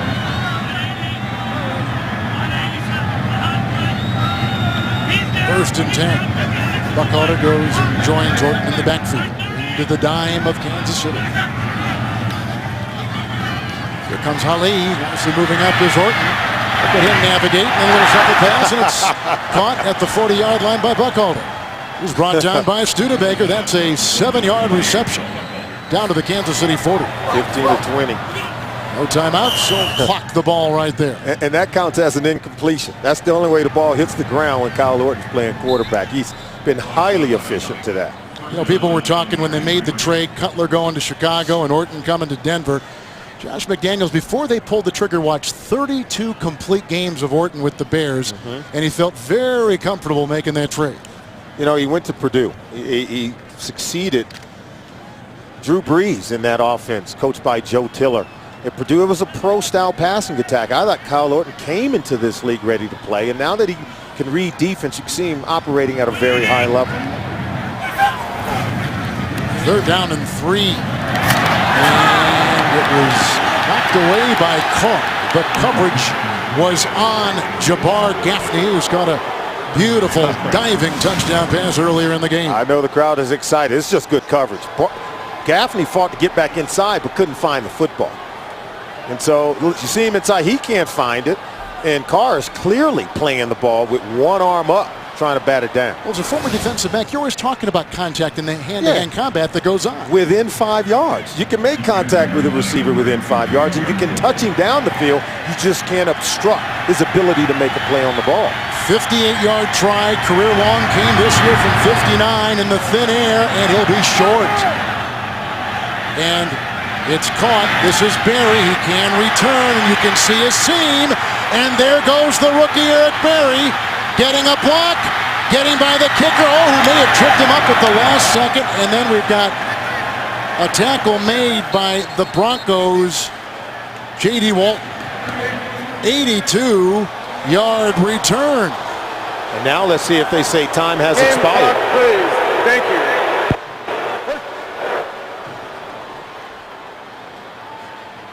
They may put 1 second back on the clock. Which means the Kansas City Chiefs will be able to line up and attempt a field goal. Looks like they are. What a play by Berry. Yeah, heads-up play. Smart head-up play by the rookie. And here's the deal. Mostly linemen are on the field, the slow guys. Okay? True. On the kickoff unit, or I should say field goal unit. And look, if he's a little patient there and work his way back to the sideline, I think he's going to score a touchdown. Britton Colquitt was the one to trip him up. Now here is a try by Suckup from 40 yards away into the wing. Another 3. It is 35-10. So the Chiefs have now kind of made this a little bit interesting, much to the delight of Coach Todd Haley. His team was down 35-0. They were stoned by the Broncos. They come back with 10 unanswered to finish off the first half. You're watching the NFL on CBS. All Denver in the first half. Kansas City showed a little life there at the end of the first half. What do you think for the second half? Well, down by 25 points. If you're the Kansas City Chiefs, all comebacks begin with creating turnovers. So the defense for the Kansas City Chiefs have to make an impact here in the second half. Let's get your points of protection now, brought to us by Allstate. I think first of all, you're the Kansas City Chiefs. Got to do a better job of protecting your quarterback, Matt Castle. Sacked 4 times in the first half. And then I think the Denver Broncos, they just got to keep it coming. They were able to bring on an avalanche of points in the first half, have to do the same in the second half. And then more than anything, protect the lead. 10 points allowed, 10 unanswered points by the Kansas City Chiefs to end the first half.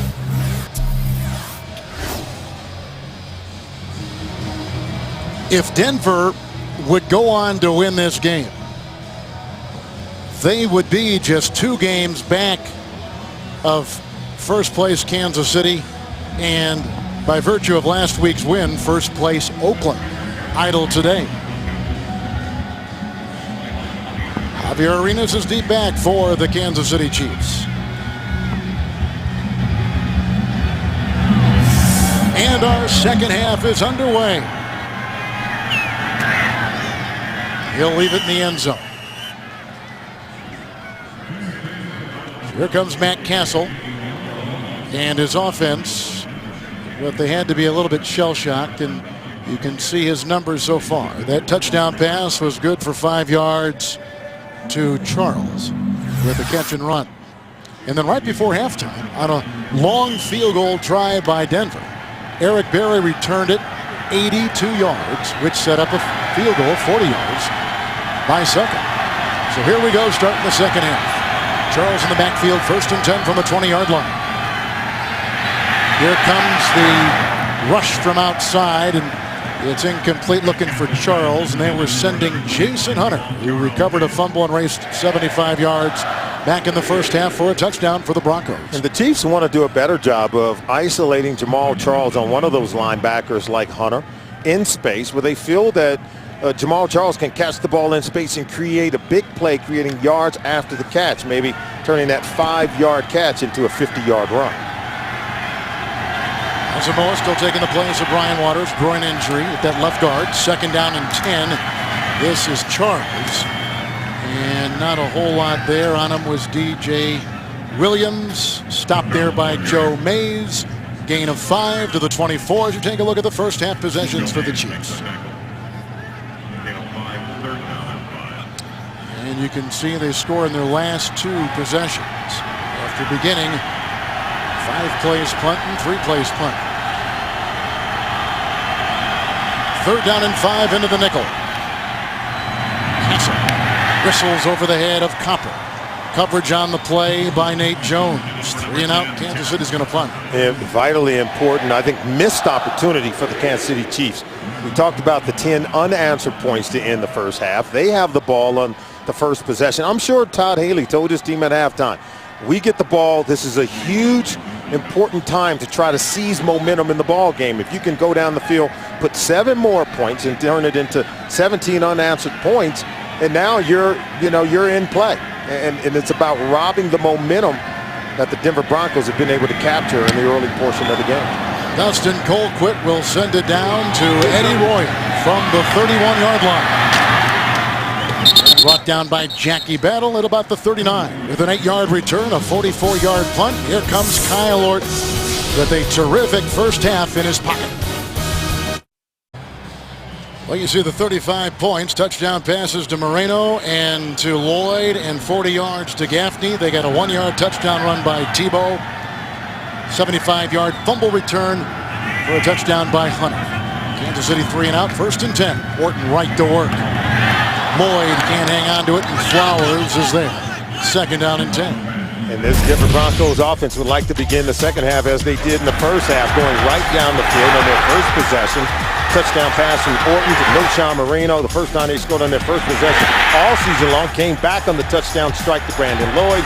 Then up top to Jabbar Gaffney. Tim Tebow was able to get it in that wildcat formation, running it in. This offense exploded for 35 points in that first half. 2nd down and 10. Noshawn Moreno. And he picks up 4, working his way to the 43-yard line. And Derek Johnson was at the bottom of that pile, making the stop. He's been carrying the ball, has Moreno, over the last 3 games, basically nonstop for this Denver team. And he's beginning to become a more healthy ball carrier, already eclipsing their per-game average. 100 yards rushing so far in the game. Came into today's game ranked dead last with 67 yards rushing the game. Huge help for the quarterback, Kyle Orton. Kansas City with 6 defensive backs, 3rd and 6. This is Moreno, and he's got blockers ahead. An entourage. Brian Harris, the right tackle, with the block. And then Derek Johnson brings him down hard.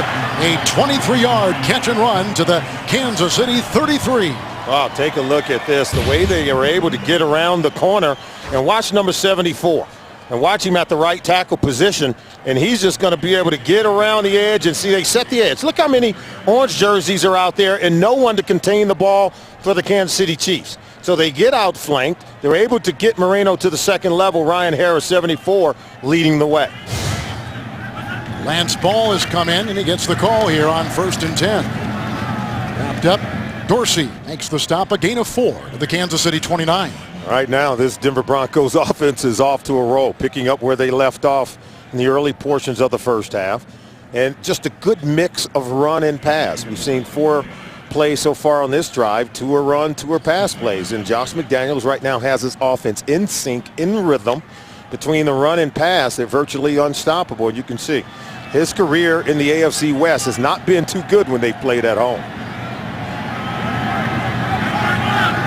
2nd down and 6, ball remains. strike. Good throw. Lloyd. Hit on the play by Berry. 8-yard gain. Brandon Lloyd from Blue Springs, Missouri. That's just a suburb of Kansas City and close to the Truman Sports Complex. Brandon Lloyd has given a lot of credit, he said, to Josh McDaniels for having a plan and to Kyle Orton for the execution. It's the reason why he's putting up eye-popping numbers, just incredible numbers at the wide receiver position in terms of catches and receiving yards. Plus, he's been healthy. Yeah, he's healthy. Yeah. The Chiefs know that all too well. 1st and 10. Oh, nice change of direction there by Moreno. Brought down on the play by Johnson. Belcher was there assisting. It's a gain of 3. Down to the 17. You know, you build up that big lead in the locker room. How do you keep your team? How does McDaniels keep his Broncos engaged in the second half? I think you remind them of the last time they were at home against the Oakland Raiders. The Raiders poured it on the first half, then put more on the board in the second half. They had given up 59 points. Justin Bannon said it was one of the most embarrassing games, a very humiliating performance. You remind them of moments like that, I think they tend to kick it into overdrive. Well, there were 4 in the secondary looking outside, and Thomas was in the sights on that 2nd and 7. Now 3rd down and 7. Orton came into today number 3 in passing yards in the NFL. Well, sometimes they'll just check to this at the line of scrimmage, trying to get it to the rookie Demario Thomas. The ball thrown a little bit behind him. You have to wonder if he was able to get the check at the line of scrimmage. Demarius Thomas covered on that previous play by Brandon Carr. Chiefs have 2 third-year cornerbacks. Here's a 3rd and 7. Buckhalter was in the game. Outside for Royal. He's got a seam, a block by Walton. Price makes maybe a touchdown-saving tackle at the 5. It's a gain of 13 on the catch and run. A 1st and goal coming up for the Broncos. Kevin, when you don't have a running game, this is like a running play. It's an extended handoff to the slot receiver, Eddie Royal, who knows what to do with the football once he gets it into his hand. See how he cut behind that block by Ryan Clady? He knows where the soft spots of the zones are and still able to get beyond the 1st down marker. You can tell he wanted more. He wanted a touchdown. So on this drive, a catch and run of 23 yards by Moreno. A 13-yard catch and run right there. And now it is 1st and goal at the 6. Gain of 3 as they were trying to chip away at that Kansas City front. The run by Moreno, Sean Moreno, who led all rookie running backs in yards a season ago. Tebow is going to come in. Well, they get excited when he goes on the field. How the cheers come cascading down. And you know what? I think he has 4 or 5 rushing touchdowns. At some point, he's going to throw it. Yes, you're right. I mean, you can sell out for the run, but you better be aware. 2nd and goal. There you go. Here he goes. His first career touchdown pass. It is caught. Larson was covered by Belcher. A 3-yard touchdown pass, the first in the NFL career of Tim Tebow. The key to playing in the National Football League, you have to have a high football IQ. And when receivers release off the line of scrimmage, okay, and they're running down the field, someone is going to throw them the ball. When they release down the field, it's not a run play. It usually signifies that it's a pass play. His first career touchdown pass for Tim Tebow. Now Prater with the extra point, 9:24 to play here in the 3rd, and what has been a nightmare for the Chiefs, 42-10. Denver handing it to first place Kansas City.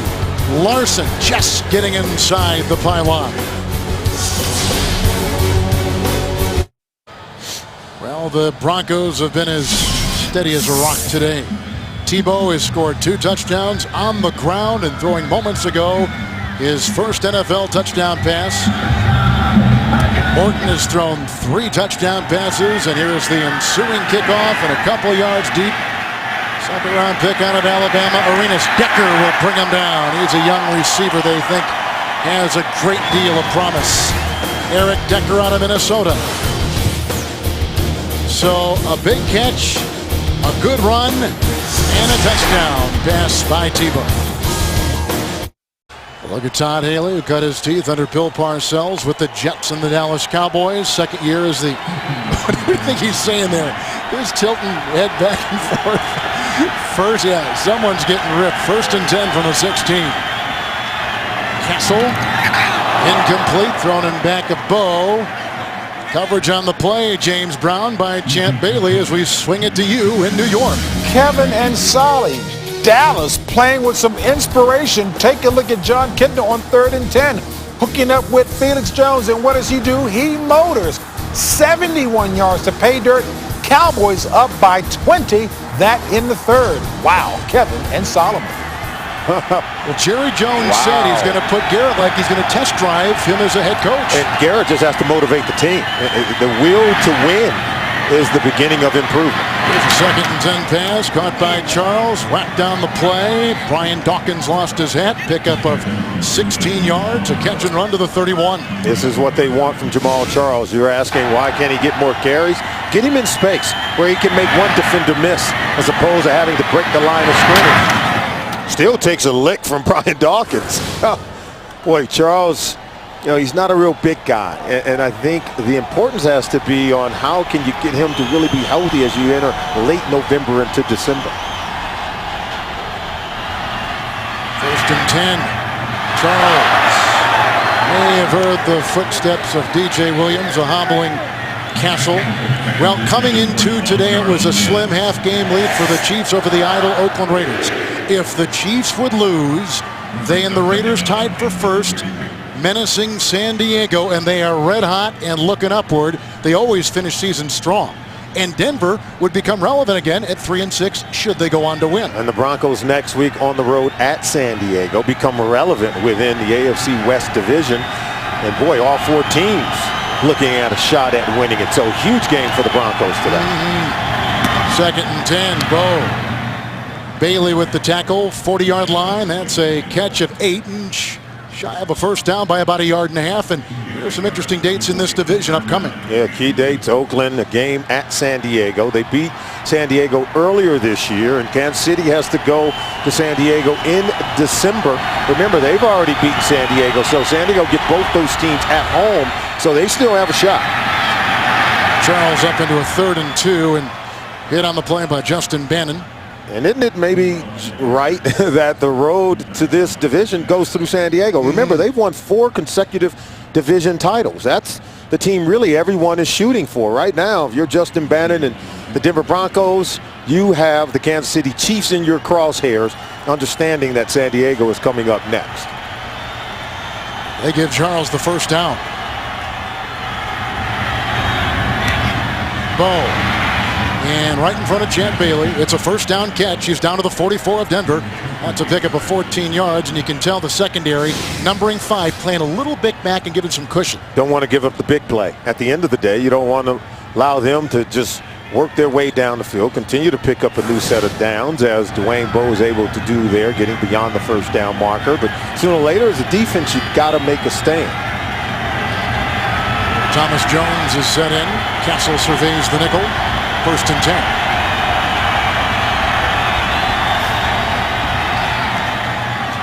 Batted down. Oh, coming right in his grill, Kevin Dickerson. He's been inactive last couple of games with some injuries. Dickerson getting into the face of the quarterback. We told you that Matt Castle needs a clean pocket. Josh McDaniel is the one who tutored and groomed Matt Castle in New England. No one knows him better than Josh McDaniel. He told us that we want to get pressure in the face of the quarterback. You see Dickerson providing that same kind of pressure on that play. 2nd down and 10. Jones, who's got some room to roam, has the 1st down. And then kind of forced out of bounds across the way with one of the hands on him, Nate Jones. A 17-yard catch and run. They'll spot him at the 25. Interesting observation. I know the Kansas City Chiefs told us they want to get the ball in space to Jamal Charles in the passing game. For my money, Thomas Jones has shown that he's a better catcher of the ball coming out of the backfield. We've seen Jamal Charles drop several passes, did that last week against Oakland. Thomas Jones is going to catch it. 1st and 10 for Castle. Great catch by Bo! Down to the 2. Drilled by Bailey. 1st and goal. That was a terrific 23-yard reception by Dwayne Bowe. And Bowe gives up his body, gets skinny on the post, makes the catch. He eludes one defender, but watch this hit by Bailey. Ball comes out, And while he's halfway unconscious, he still hauls the ball back in with his right hand. The challenge flag has been thrown out there by Josh McDaniels. Would have been first and goal at the 2. Bo trying to hold on. Was the ball dislodged upon contact by Champ Bailey? I'm sure that's what Josh McDaniel wants to look at. How about the Chiefs? A year ago, they had 49 drops. That was 2 away from an NFL season record. Bo guilty of a lot of them.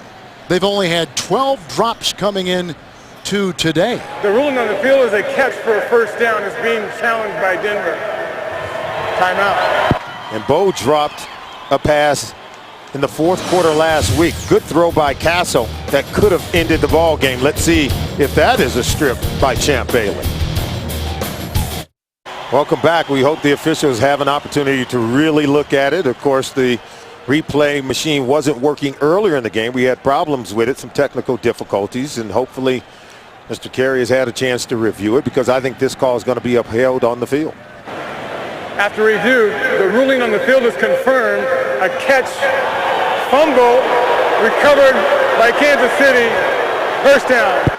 Denver loses a timeout. Oh, excellent call, because there's the catch, and then a football move by Bo. He's hit and stripped. There is the fumble caused by Bailey, but then look, he recovers it. Halfway unconscious with Bailey on his chest, he's still able to pull the ball back in after the fumble was caused. Bo was able to reel it back in. Great play by Bo.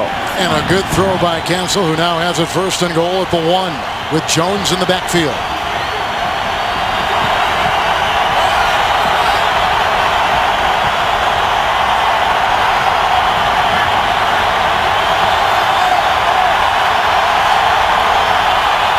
Thomas Jones trying to corkscrew his way in. No signal. He is shy. Wow. Is he tough or what? Yes. Thomas Jones will stop well short of the goal line, but they can't get him down. And watch that extra spin move, even after contact there. And then he comes down just a little bit shy of breaking the plane of the goal line. Why wouldn't you leave him in and give him another shot? Because he's hard to tackle. And when you talk to the Kansas City Chiefs, there is not a harder worker and a tougher runner than Thomas Jones. And it's contagious. And time is of the essence. I mean, if you're Kansas City, you've got to be prepared. You've got to be ready. If you're going to mount a comeback, you're going to need every precious second on the clock.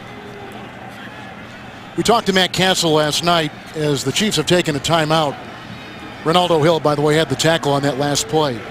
And he and Todd Haley told us something interesting last night. He had been so ingrained in the Patriot way of doing things that he admitted to his coach in practice this week that, you know what, I begin to see now there are different ways to do different things in this league. Exactly what he said. I've opened my eyes and my mind, and I know that success comes in different ways. And he said that Todd Haley has been able to pull back the curtain a little bit and peel some layers off the game, where now I see maybe a deeper way of how to go about getting things done. So he's able to blend that Patriot way that you talked about. He had watched Tom Brady for 4 years, had learned from Tom Brady and Bill Belichick, and now he says, you know what, I have other ways of going out and trying to win ball games, and he faces his toughest test since becoming the starter of the Kansas City Chiefs. They changed that to an injury timeout. It was not a Kansas City timeout. Here is a second down and goal at the 1 with Jones in the backfield. Castle on the quarterback keeper. Rugby strike. Look at that. See, they were going to allow, that's why they didn't blow the whistle. They were going to allow forward momentum. They were going to allow him to fall. But give credit to Justin Bannon and the defensive lineman up front for the Denver Broncos. Watch how they keep pushing. And now Castle's just suspended, still trying to inch forward. But they won't blow the whistle because no forward progress has been made. And now he falls down sideways. Give credit to all the guys on that front line for the Denver Broncos. Jamal Williams, Kevin Vickerson, really hard fighting in the trenches. Third and goal at the 1. Chiefs 0-7 on their last 31s. For Bo, coverage by Bailey. No flag, 4th and goal. Here's the deal. We know this about Todd Haley. 4-down territory. He's already let them know we got 4 cracks at it, not just 3rd down and then a field goal. With the score being what it is, they will go for it. and it's something the offense likes to hear. Well, they should be motivated that the coach has that kind of confidence in them. Absolutely. When we talk to him, he says that all the guys in the huddle, their eyes light up. And I think given what the score is, you got to say, hey, I'm going to put it on my offensive line. You guys go out and make a play. Help us to get back into this game. Jackie Battle and Cox. Battle. 4th and goal. He did not get in. A goal line stand by the Denver Broncos. A flag has been thrown across the way at the 3. A flag is down. Illegal shift. Offense is declining. First down. Timeout.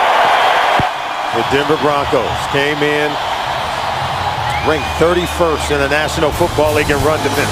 Second to last. But the goal line stand starts up front. They improved over the bye week. Proof positive.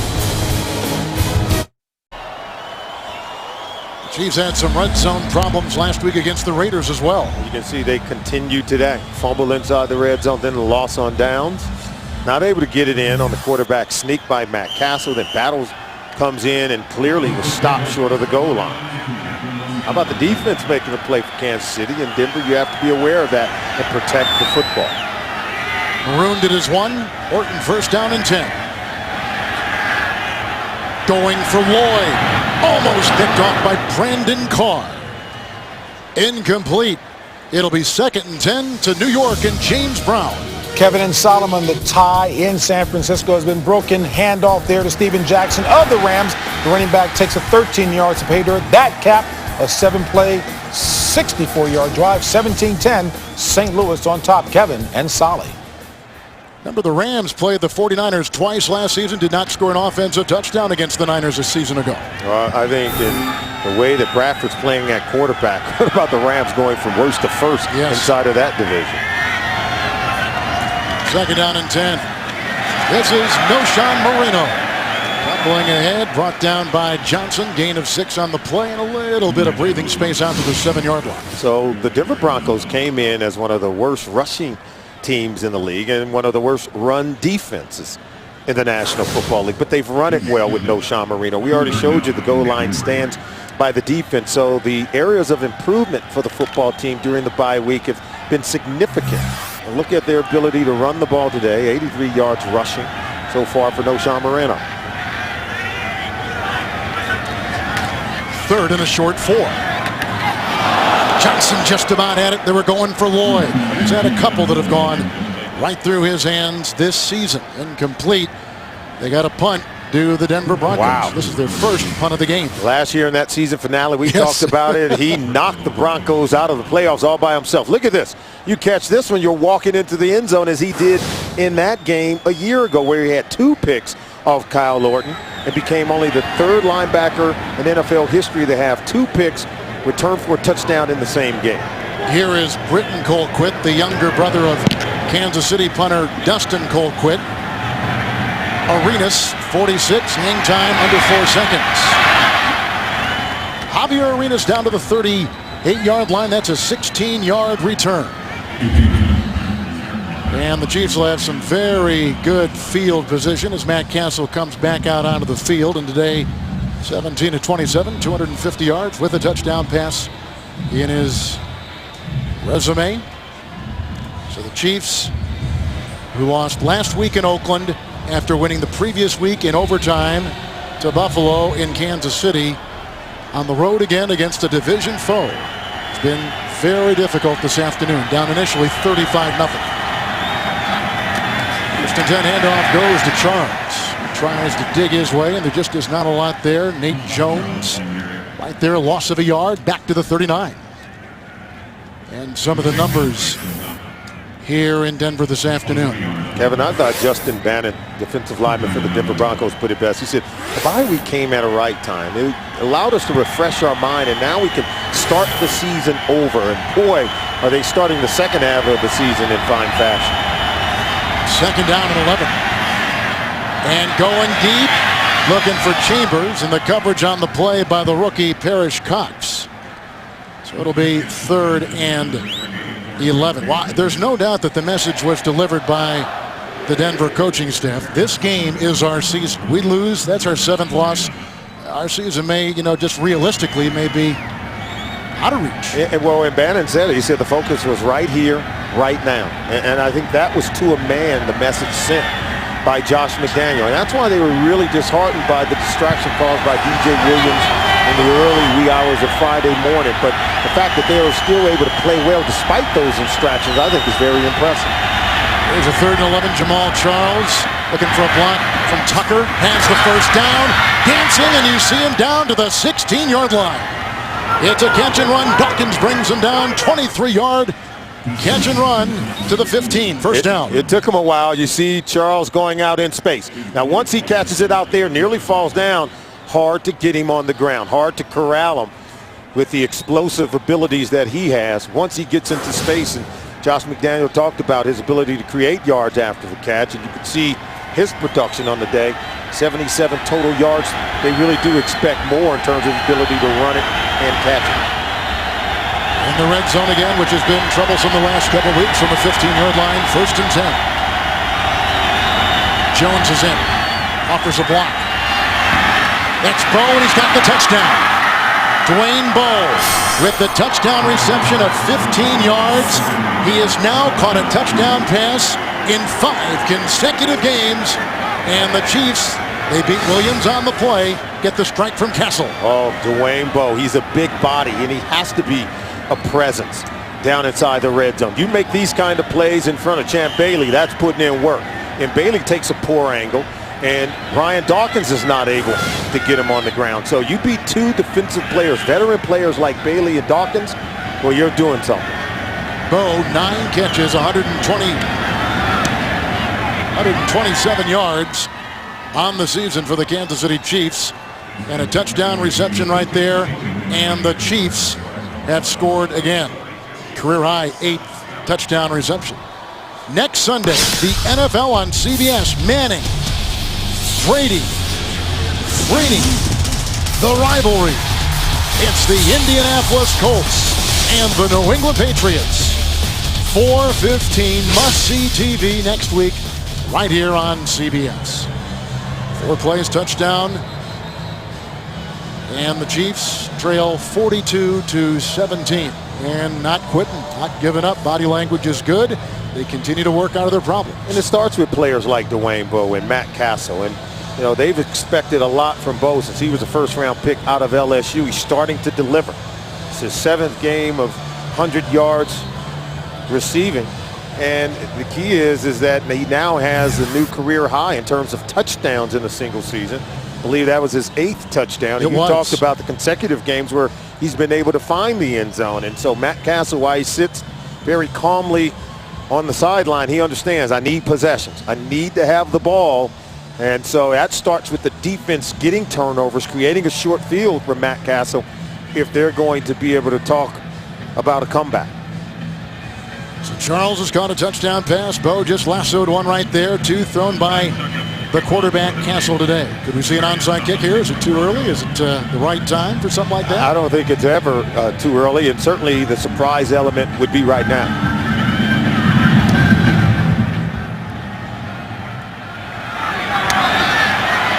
Demaryius Thomas will bring it out. This time we saw him, he had a backside injury. He brings him down, hits him straight up. Studebaker is down at the 30 and slow to get up. 39-yard kickoff return. Let's go back to our studios and James Brown. Hey, Kevin, after a power outage suspended play at the New Meadowlands for 12 minutes, the Giants come back, cap an 8-play, 58-yard drive. Eli Manning to Mario Manningham. That draws them to within 13 of Dallas. 8:19 left in the 3rd. Kevin and Solomon. When they first met down in Monday night down in Dallas, it was a big Dallas lead. Giants came back and got a win. That was the game Romo went down for the year. Giants knocked out 5 quarterbacks out of games so far this year. No Sean Moreno on 1st and 10. Taking some tackles, and Belcher finally jumps on his back close to a first down. Gain of 9. He's up to the 43-yard line for the Denver Broncos. Moreno's had a nice day. 93 yards on the ground. Well, tonight on 60 Minutes, the first living soldier to earn the Medal of Honor since Vietnam. Plus, could the answer to our energy problems be right under our nose? Find out tonight on 60 Minutes, only on CBS. It is 2nd down and 1 from the 44. Moreno by Beatles, and the Chiefs stack him up right there. You saw Holly jump on the back, but really a good-looking stop by Belcher. 3rd down and 1.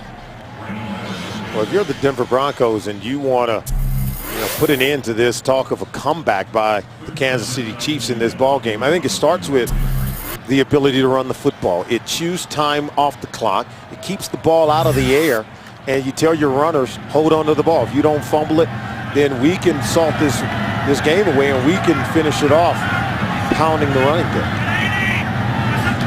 3rd down and 1. Larson into the secondary, 1st down. Brought down on the play after a nice game. Price got him. 14-yard run by Spencer Larson. This is a statement run by Larson. It is. Watch it. Right. Block down. Now go get him. And look at it. Breaking tackles. Running over safeties. Wow. That is a statement. That's how you close out a ball game. Give it to the big guy and let him rumble. And you have to make people not want to tackle you. Larson was able to do that on that play. That was the 21st rush for the Denver Broncos. 1st and 10. O'Shawn Moreno. And brought down by Flowers after a gain of 4. Down to the Kansas City 39. 10 teams average 29 carries a game. None have a losing record. 8 are in first place. Running the ball does make a difference. Denver finding their running game this afternoon against the Chiefs. They build up a huge lead at the end of 3 on CBS.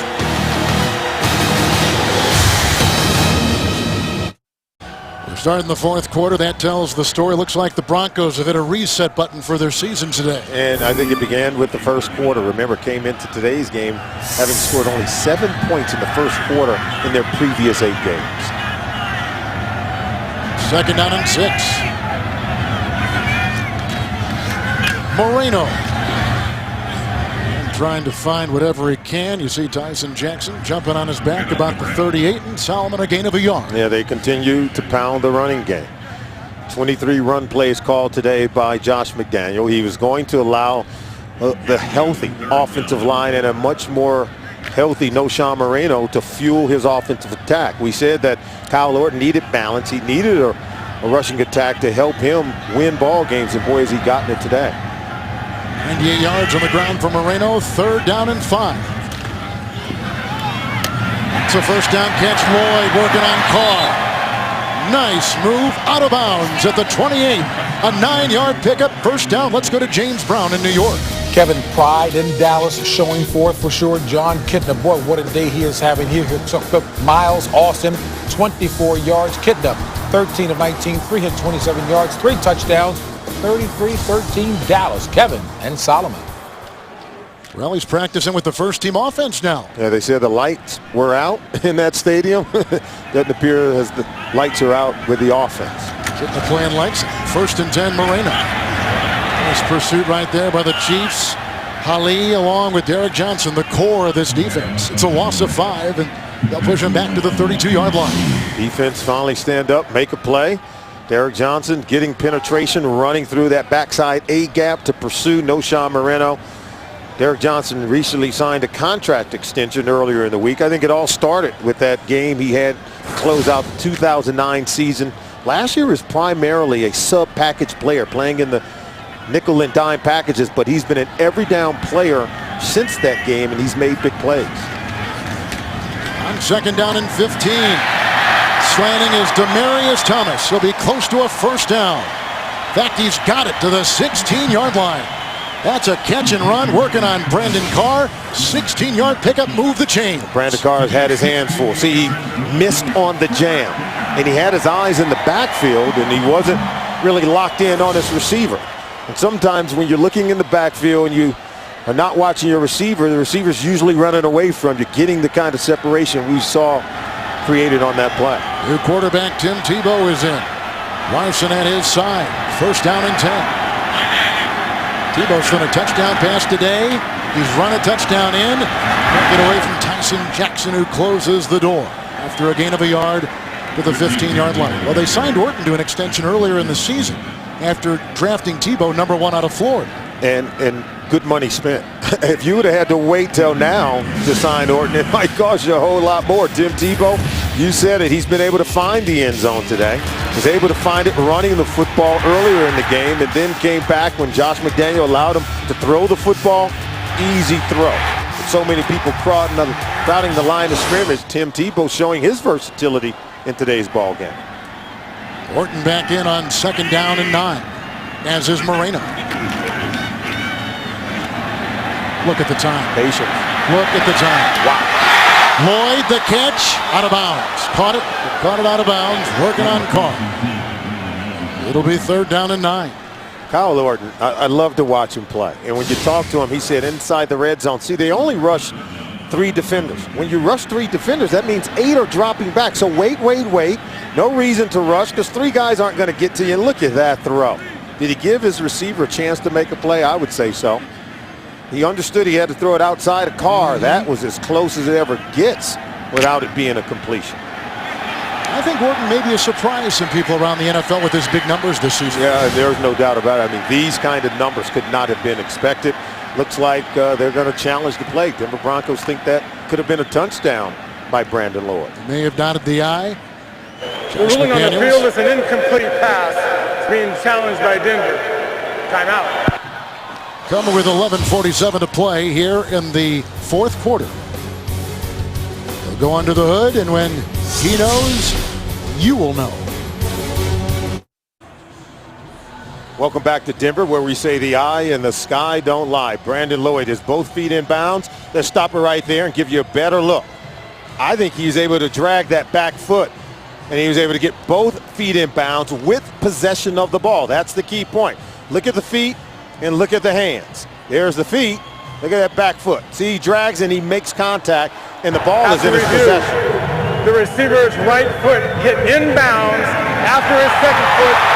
Scores good. Denver is not charged with team timeout, but Denver is out of challenges. When you have pictures to prove it, you can't deny it. And Josh McDaniel is wonderfully happy. We said the eye in the sky don't lie, and Brandon Lloyd shaking his, I should say Brandon Carr, the defensive back for the Chiefs, is shaking his head. But he'll go back and he'll watch the tape and he'll understand that it was just a great catch by Brandon Lloyd, and what a toe-tapping job in the corner of the end zone. Kyle Orton has thrown 4 touchdown passes today, 2 to Lloyd, 1 to Gaffney, 1 to Noshawn Moreno. Tebow with a touchdown run and a touchdown pass. Trainer makes it 49-17. Early 4th quarter. The Broncos are going to make a race of it in the AFC West. Great day for Denver Bronco quarterback Kyle Orton. 4 touchdown passes, 294 yards on the season now, 16 touchdowns, 5 interceptions. Those are numbers that would make John Elway proud. John Elway talked to the team this week. John Elway was trying to give him a pep talk in practice this week. Paying off big time. And Kyle Orton told us that, you know, John Elway and Brian Greasy, who still reside in the area, have been a tremendous source for him and someone to talk to. No one knows what it's like going through the week during difficult times being a quarterback in the NFL like another quarterback. Brian Tucker, his first NFL kickoff return, the bobble, and he'll take it out. And that's what he meets. Jarvis Moss makes the stop. 18-yard return. Here come the Chiefs, trailing big early in the 4th. Josh McDaniels has set up his offense for 49 points. Today, actually, they had a defensive touchdown and a fumble return touchdown by Jason Hunter, 75 yards. But 42 are credited to the offense. Tied for second most in franchise history. What a job by Josh McDaniels and the Denver Broncos. Chiefs have it 1st and 10 from their 17-yard line. Here comes Moss. There goes Castle. Deep to Charles. Covered on the play by DJ Williams. 2nd down and 10. Let's take you to our CBS studios and James Brown. Hey, Kevin and Solomon, Giants not giving up. Take a look at Eli Manning hooking up here with Kevin Boss, a wide open Kevin Boss. He takes it 35 yards in the scoring play to narrow the Dallas lead 33-20, close to the end of the third period of play. Kevin and Solomon. Hey, JB, can Jason Garrett play defense? Because, you know, everyone talks about the offense there in Dallas. I think the defense has really let that team down this year. Second down and 10. Copper brought down on the play by Nate Jones. 14-yard catch, first down. Mark him at the 31. Now, we talk about the impressive coaching job done today by Josh McDaniel, head coach of the Denver Broncos. As you take a look at this play, I think it's really impressive when you consider he's going up against a couple of his mentors in Charlie Weiss and Romeo Crennel. They know him very well, and the job that he's done preparing his team to get ready to play the Kansas City Chiefs, they have to even be impressed with the job he's done. First and 10.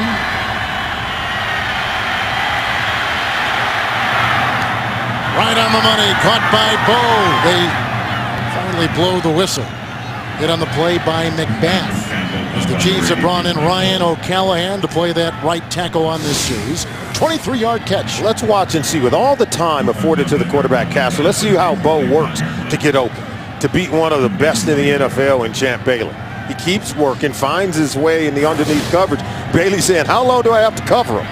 Can we get some pressure on the quarterback to help a guy in coverage? Look at the numbers for Bo there at the top of your screen. First down and 10 from the Denver 46. Comes the blitz. Second and 10. And really without Doomerville, they've had to kind of do more of that as There's no foul for intentional grounding. The quarterback was out of the pocket. Second down. And that's what we were saying Castle should have been doing earlier in the game. When you get out of the pocket, throw it away. Wednesday on CBS. Winning this case will take a lot of patience, a little luck, and a touch of magic. Penn Jillette of Penn and Teller, guest star on The Defenders, Wednesday only on CBS. Second down and 10. Castle's thrown 2 touchdown passes today. Slings it outside. Bo makes reception number 11. Slides for a 14-yard pickup. Mark him at the 32, working on Champ Bailey. Huge day for Dwayne Bowe. 11 catches, 164 yards. We talked about the best defense against Kansas City Chiefs' ability to run the football was getting a huge lead on the scoreboard. And that has forced Matt Castle to have to throw the ball more than the Chiefs would like. And so the production has gone to Dwayne Bowe. First and 10 from the Denver 32. Again time. Again for Bowe. Out of bounds. Coverage by Champ. It'll be second down. But how much of this is the defense playing back, given a cushion? And so there's going to be a lot of statistical building plays like Bowe has been making here recently. Look at Champ Bailey. He's saying, no, don't send anybody in for me. Yeah, I'm tired. I'm having to defend the pass on every single down. But if you look at the Kansas City Chiefs, 36 yards rushing. When you look at that stat number at the end of the day, you say, how do you hold them to 36 yards rushing? We force them to throw the football on every single down. Veran Tucker came in for Bowe. Here's a second and 10 handoff, and it goes to the slithery Charles, who's down to the 25-yard line, picking up 7 yards on the play. He is a tough guy to get a handle on. But the Chiefs, who were down early 35-0, have really been taken out of their game since the opening moments of the game because they've been playing from behind the entire game. 40 pass attempts entering this play. Third and 3, Charles. Getting some blocking out there from Copper and from Tucker, and picks up a yard and out of bounds just inside the 25. We'll mark him at the 24-yard line of Denver. And I guarantee you, Charlie Weiss would never go into a game, considering who he has in his backfield, Jamal Charles and Thomas Jones, and design a game plan where they're going to throw it twice as many times as they're going to run it. But that's what they've done to date in this ball game. 40 pass attempts and only 20 rushing attempts. So those numbers are out of whack for the Kansas City Chiefs when you talk about their formula for winning. Battle in the backfield. Bowe is back in, 4th and 2. Jackie Battle bulldozing his way for the first down to the 20-yard line. It On the play by Kevin Vickerson, gain of 4. They'll move the chains. You know, this is a very young team, the Kansas City Chiefs. Just about all of their draft picks in this 2010 class, which we think is a wonderful draft class, have played a significant role during the season. 1st and 10 to the end zone, almost picked off, incomplete. Darcel McBath, who has missed some time with injury. Can't get it. 2nd down. You put this ball on the back shoulder of Tony Moeaki on the tight end. See, it's on the back shoulder, and that's why McBath can slash underneath. Should have had the interception. If he could hold on to it, he's got himself a nice interception there. And while Kansas City has a lot of youth, Denver's interesting. They got a young offense, and they've got a lot of age on the defensive side of the ball. Especially in that secondary where they have veterans back there, and that's why they wanted to be able to load the box in terms of their run defense and put the game on the shoulders of their veteran defenders back deep. On their 2nd down and 10. Low and caught across the way. That's Chambers working on Cox. Gain of 11. 1st down, goal to go. The Chiefs have it at the Denver 9. Close coverage by Cox, but not enough to prevent the completion. Battle in the backfield. 1st and goal. Copper. Opened by Cox. Belted by Dawkins, the longtime Eagle. Gain of 3. Down to the 7-yard line. And that's a play where Cox just wasn't ready to play. He wasn't in position. Castle took advantage of it, just flipped it out real quick. Got an easy completion to Copper.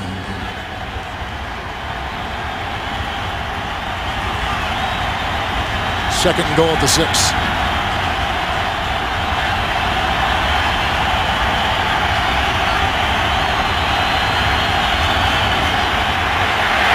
The end zone, nobody there. Over the head of Bo. The pressure was right up the middle. And it was applied by Jason Hunter, among others.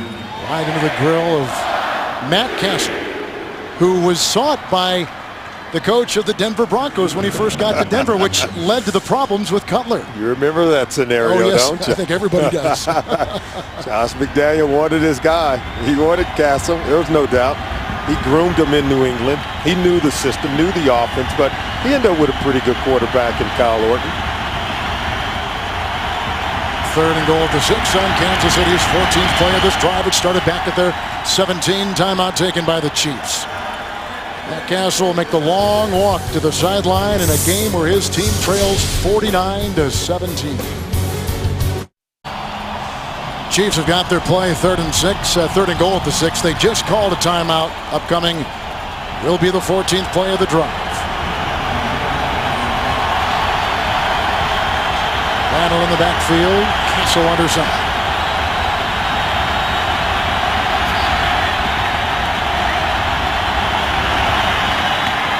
Batted down. Nice pressure. Incomplete pass. Incomplete pass. It looked like maybe Dawkins coming from the corner.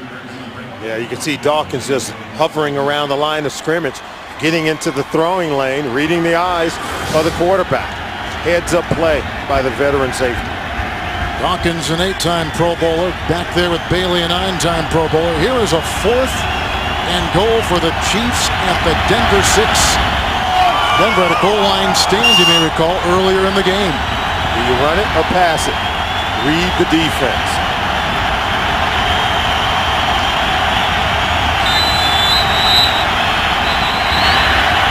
And fires it hard. Play was blown dead in Before the mid-motion. snap, delayed, offense, 5-yard penalties. Penalties today. That is only the 2nd on the Chiefs. They had a ton last week against Oakland. And for those of you expecting to see 60 Minutes, you're watching the NFL on CBS in the game between the Chiefs and the Broncos. Kevin Harlan and Solomon Wilcott's here in Vesco Field at Mile High. 60 Minutes will be seen in its entirety immediately following this game, except on the West Coast, when you will see it at its normal time. 4th and goal at the 11. Kyle Orton has thrown 4 touchdown passes. Tim Tebow's got 2 touchdowns. 1 on the ground, 1 on the air. Castle. Caught for a touchdown. Chambers. Coverage on the play by Bailey. A flag is down. Chris Chambers, the 10-year veteran out of Wisconsin. Picked up middle of last season. Champ Bailey knows you can't allow the receiver to get across your face and shield you from the ball. Interference. Defense number 24 is declined. Play results to score. And Matt Castle has thrown his third touchdown pass today. The error in the coverage by Bailey, as you take a look to the right side of your screen, can't allow the receiver to get across your face, because now he shields you from the football. Bailey had no choice but to try to fight through Chambers to get that ball out. Chambers' first touchdown reception of the season. First time the Chiefs are going to try for 2 this year.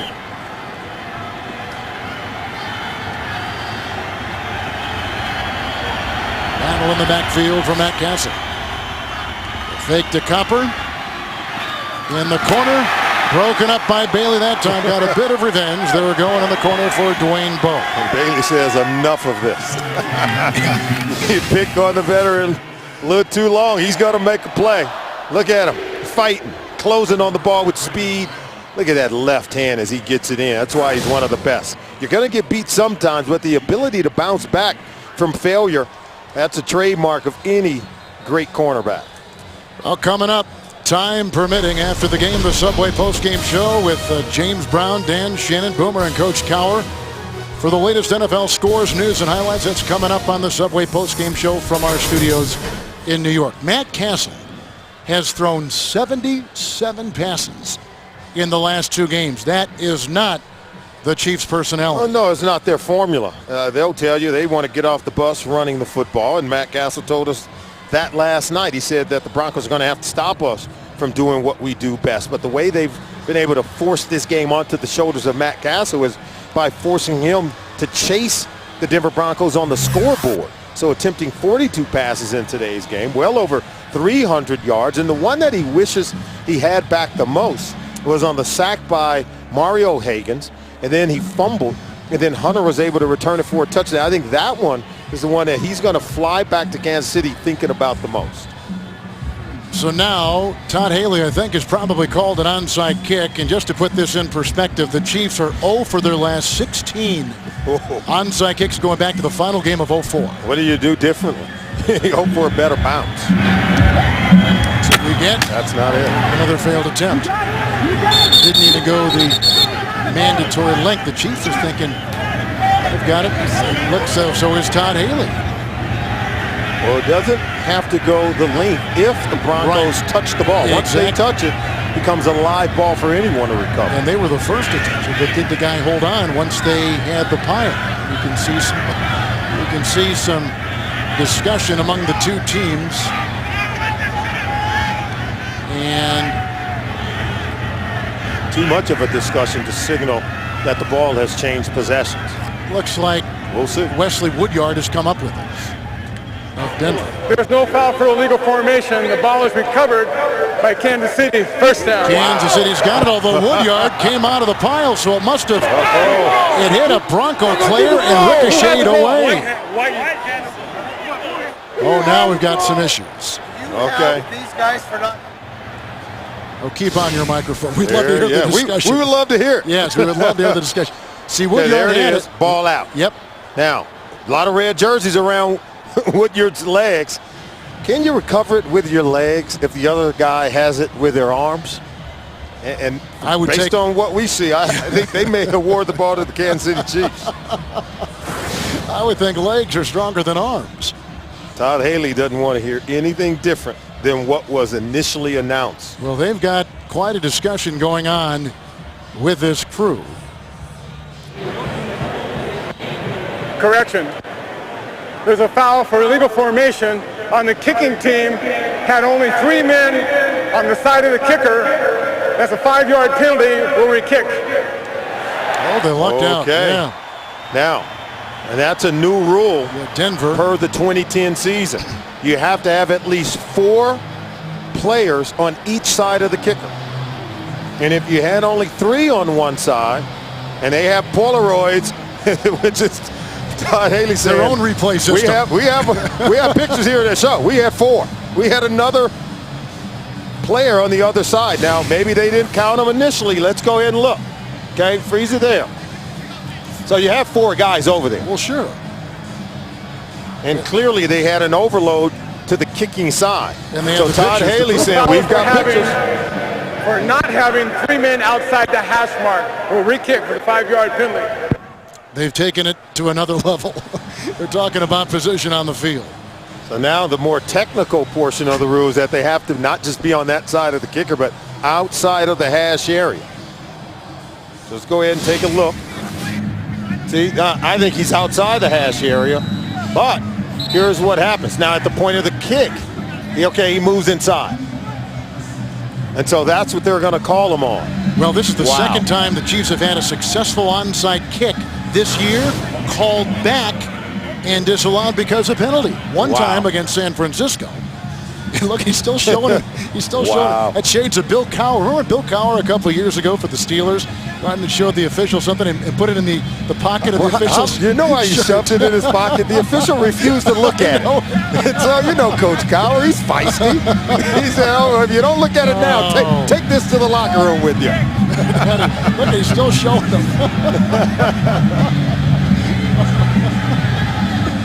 Here we go now. Ooh, that went right against Gaffney and ricocheted right to a Bronco at the 42-yard line of the Chiefs, and it was picked up on the play by Bruton. It's like pinball out there. Oh, yeah, that's what you Bang, want. and then Bruton vacuums it in.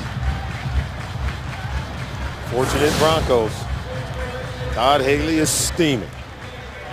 Well, just think how his life and the life of this team has changed in the last 2 weeks. They were 5-2 heading to Oakland last week. Had they won, they could have been up by 2.5 games. They come into today after losing last week in overtime up by a half game, and if they go on to lose, as the score would indicate, they will be tied for first with Denver now much closer. Here's a 1st and 10. Moreno. And he picks up 2 yards on the play, 96 for the day. CBSSports.com experts are providing the award-winning advice you need to finish strong in your fantasy football league. It's all at fantasynews.cbssports.com. Every Sunday morning all over the country, CBS broadcast booths, all of our play-by-play and color analysts do a report on the latest news, injuries, and differences in starting lineups, changes that might affect your fantasy lineup. It's worth watching, and it's at CBSSports.com. Here is a 2nd down and 8. As Orton is still in after throwing the 4 touchdown passes today. Gain of 3. No Sean Moreno. He was a #1 pick out of Georgia a season ago. No, Sean Moreno has been a huge factor in today's game. 19 carries. He's been able to add balance to this offense, keep them on schedule. Very productive running the ball on 1st downs. And then his ability to move the chains. He's able to catch the ball out of the backfield, scoring a touchdown. He's able to get 99 yards rushing in today's game. More importantly, adding balance to the offense to help his quarterback, Kyle Orton. On 3rd down and 5 with the empty backfield. Complete. A lot of traffic right there. They were going for Daniel Graham, the tight end, the ex-New England Patriot. And it becomes 4th down and 5. They'll punt. Kyle Orton has been able to avoid the interception bug today. That ball almost went off the hands of Dan Graham into the hands of Eric Berry for the interception. Well, there is Britton Colquitt. His brother Dustin punts for the Chiefs. It's the first time in NFL history and probably in pro football history that 2 brothers have punted against each other. This one will be down, it looks like, at the 1. Decker got it, but Nate Jones volleyballs it back. Nope, now they're going to say it went in the end zone. But we've had like the Gogolak brothers and the Zendejas brothers all kick against each other, but never brothers punt against each other. You can see this one goes in, and boy, it looked pretty good. They said he went in. Yep, touched the goal. And how about their dad, Craig Colquitt, actually punted, and there they go before the game. It's a nice picture. First time ever, and their dad, Craig Colquitt, remember, punted for the Pittsburgh Steelers, and he was drafted by, of course, Mr. Haley. There's his dad right there. How about Dick Haley, the father of Todd Haley? recruited him and drafted him to play for the Pittsburgh Steelers. So there's some tremendous connections here between the Colquitt family. How many batted down passes has he had? There's Marcus Thomas slapping one play like he's playing handball out there tonight on CBS. All new beginning with 60 Minutes, followed by new episodes of The Amazing Race, Undercover Boss, and CSI Miami. That's tonight only on CBS. And to extend that story a little bit further, while growing up as a ball boy for the Pittsburgh Steelers, Todd Haley used to retrieve punts in practice for Craig Colquitt, who won 2 Super Bowl rings, by the way, with the Steelers. 2nd down and 10. Blitz is on. Here comes an open space, Charles. And then he submarines his way and brought down on the play in the secondary by McBath, a catch and run of 23. These are the plays they were trying to get out of Jamal Charles early in the ball game, and his ability to do it even now with the score pretty much out of hand. And you'll be interested to see how that might factor in what they do in the weeks moving forward, getting Jamal Charles the ball coming out of the backfield. Here's a 1st and 10 pass going for Copper with coverage. Jones wasn't back, and they got a penalty marker on the play. Sidquan Thompson, a rookie out of Cal, teammate of the Chiefs. Holding. Offense number 85. 10-yard penalty. Still 1st down. That's Jake O'Connell, who's 2nd-year tight end for the Chiefs. That'll mark him back. Well, Solomon, this AFC West has certainly become more crowded. What an interesting 7 games remain for this division alone. And if you're Todd Haley and the Chiefs, don't despair. In 3 weeks, you're going to play these same Denver Broncos at home at Arrowhead Stadium. In fact, your final 4 of your last 7 games are going to be at home. And you know Arrowhead is a tough place for visiting teams to try to win a ball game. 1st and 20 now from the 34. And Chambers can't get it. He was jousting with Parrish Cox. A flag has been thrown back at the 24-yard line. Holding. Offense number 76. 10 yards, still 1st down. That's the left tackle, Brandon Albert. So here is the upcoming schedule for the Denver Broncos, who play next at San Diego. And 4 of their last 7 games are going to be on the road. I think their final 2 at home, including the season finale at home against San Diego Chargers. You got to just hang around and be within striking distance. Wouldn't you love it if you're the Denver Broncos to be going into that final game playing for a division title against the San Diego Chargers, a team that's won the division the last 4 years. That is a Monday night game, by the way. 1st and 30. They need the 47 of Denver. Charles, chased by DJ Williams, run out of bounds by Thompson. And he scampers for 12, and they'll mark him at the 35. And now he's improving as the game has gone on, catching the ball out of the backfield, making sure he makes the catch and then creating yards afterwards. And so I got to believe Charlie Weiss is getting Jamal Charles some in-game work that could bode well for their production as the season progresses. Castle, 400 yards passing today in 45 passes. 3 touchdown passes. This is not the way the Chiefs want to play. Throw is sent out of bounds by Champ Bailey. No gain. Let's go to New York and James Brown. Kevin Ansati, San Francisco takes the lead over St. Louis as Troy Smith caps a 6-play, 76-yard drive with that 16-yarder there to Michael Crabtree. They move ahead 20-17.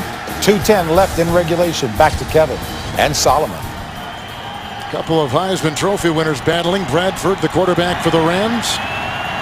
Good-looking young kid for the San Francisco 49ers, who initially was drafted by Baltimore. Here's a 3rd and 18. Thank you, James. Appreciate the update. Time for Castle. Chased by McBath.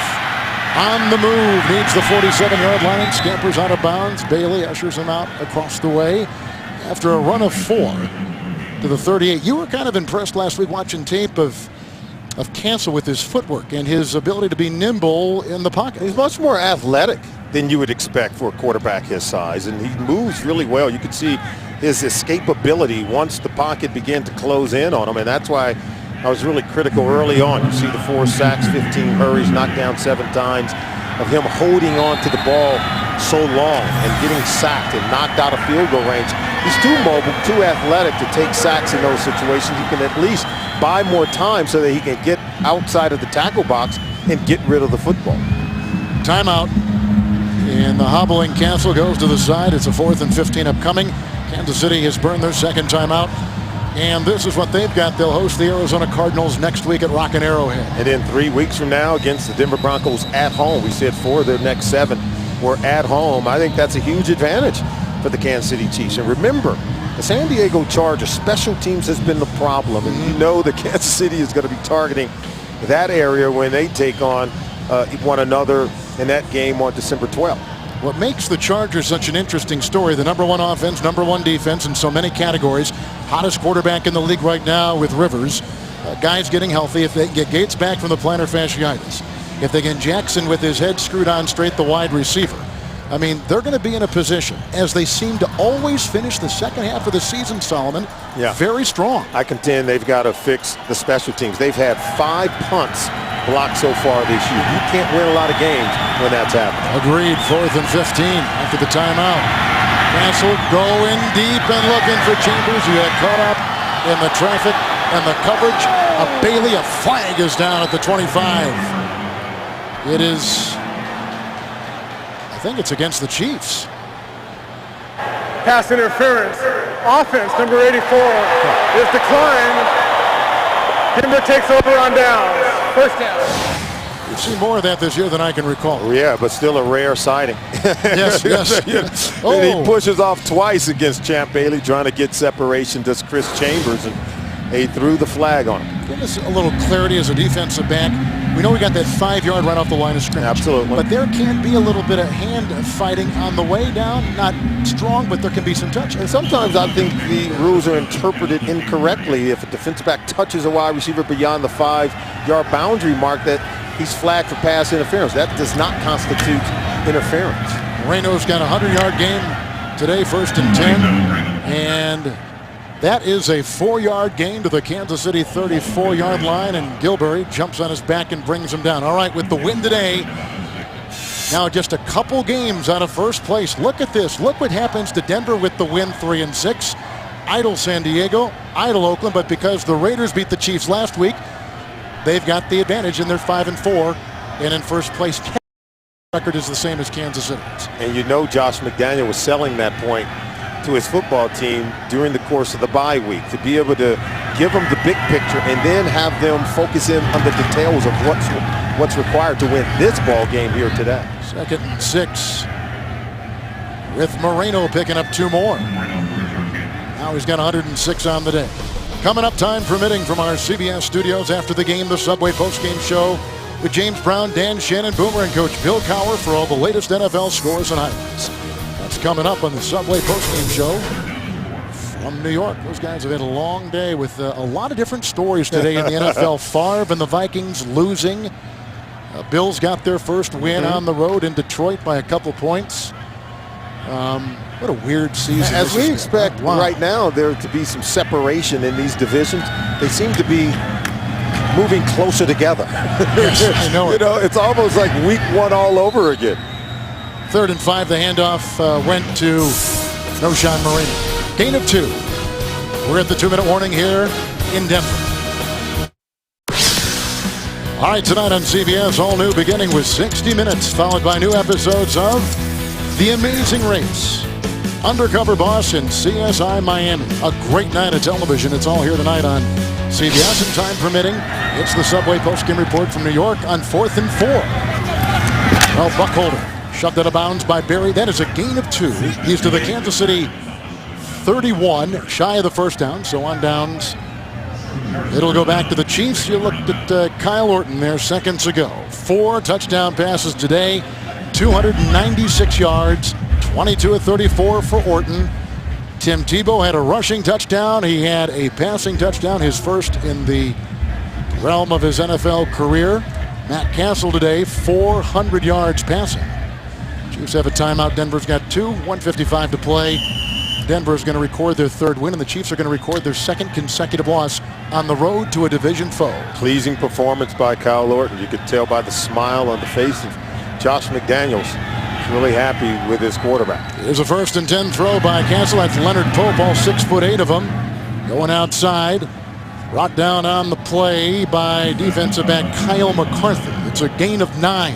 They move the ball to the 39-yard line. 2nd down and 1. Jackie Battle is at his side.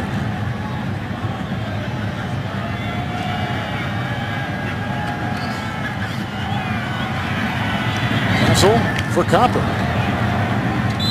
And he was hit by Zidquan Thompson. He makes the catch. What a great two-handed grab. That's a 6-yard gain. And he has the 1st down to the 45. And over the last 2 weeks, despite the fact they are not going to come away with a win against the Raiders and today against the Denver Broncos, I think Copper and Tucker are 2 young wide receivers that's beginning to emerge in this offense. They've been forced to throw the ball maybe more than they want, but how about improvement for some of the young wide receivers that could bode well for them down the road. Castle 1st and 10. This one is Lasso taken by Copper down to the 35-yard line. A pickup of 20 yards. And on the coverage for the Denver Broncos, look to stop Parrish Cox, who starts today for the injured Andre Goodman.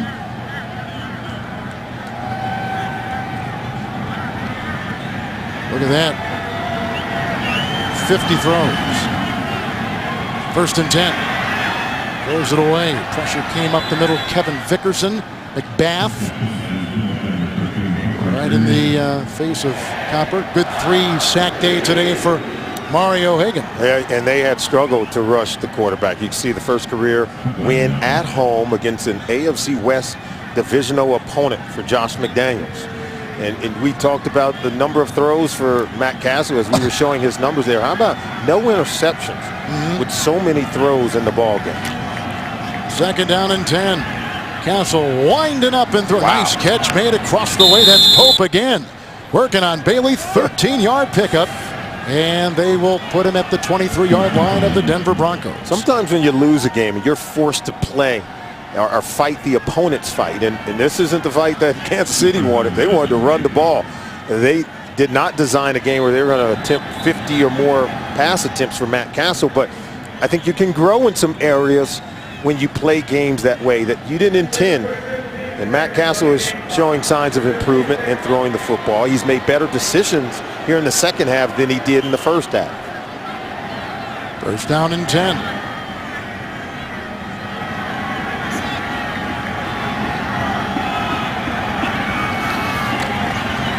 And Castle to the end zone. Boom! With his 2nd touchdown reception of the day. A 22-yard strike, the 4th touchdown thrown by Castle. Bo with an acrobatic catch. You know, it seems like, as you can watch it once again, that this is meaningless, but for the Chiefs, who are getting blown out here today, trying to get some momentum, Solomon, right, heading into next week and trying to right the ship, get the compass pointed in the right direction. These are pretty important possessions. And they came in the game with the 30th ranked passing attack.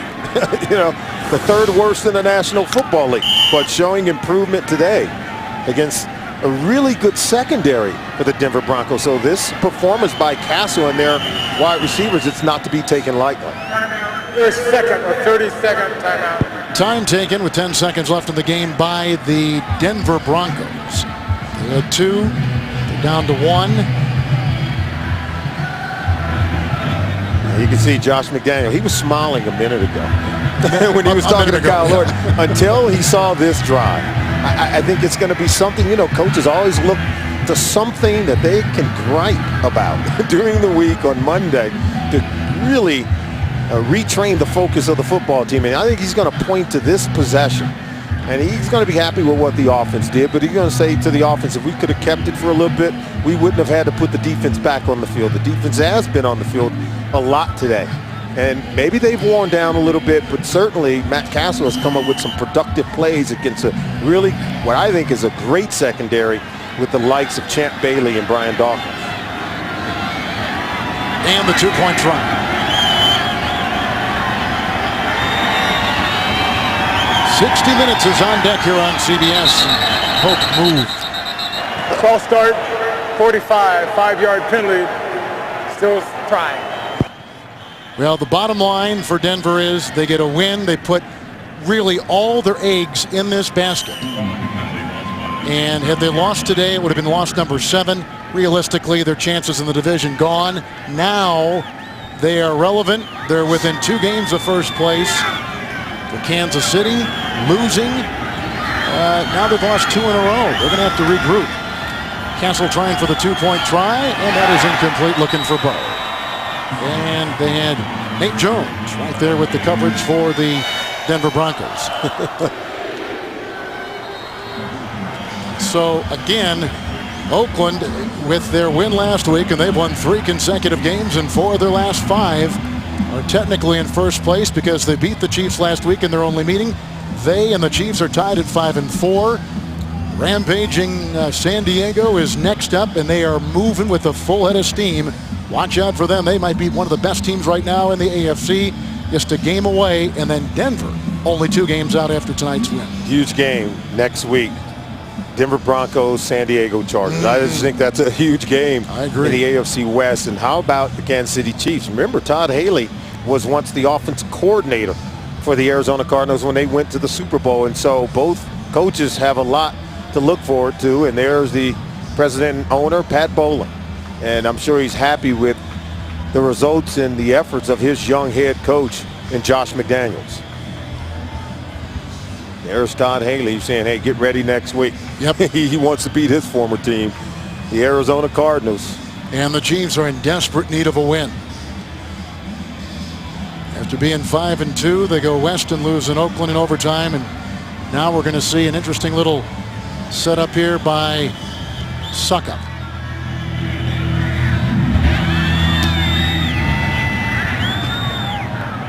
Out of bounds, they'll put it at the 40. Kickoff out of bounds will be placed at the 40-yard line. First down. So we saw one quarterback throw for 469 yards, Castle, and 4 touchdowns. We saw the other quarterback throw for 4 touchdowns as well. Neither quarterback threw an interception today. Orton throwing for 269 yards. For the first time in a long time, the Broncos had a running game. Moreno rushes for 106 yards on the ground. And the Broncos, who had the bye, come back and feel probably pretty good about their win today. Orton did the things he said he wanted to do. Play better in the first quarter, get the production, and convert in the red zone, and he was 6 of 10 on 3rd down today. Final score, Broncos beating Kansas City 49-29 as the quarterbacks meet and the head coaches will shake hands. Tonight on CBS 60 Minutes, followed by The Amazing Race, Undercover Boss, and CSI Miami. For Solomon Wilcox, Kevin Harlan saying so long from Denver, Colorado. You've been watching the NFL on CBS.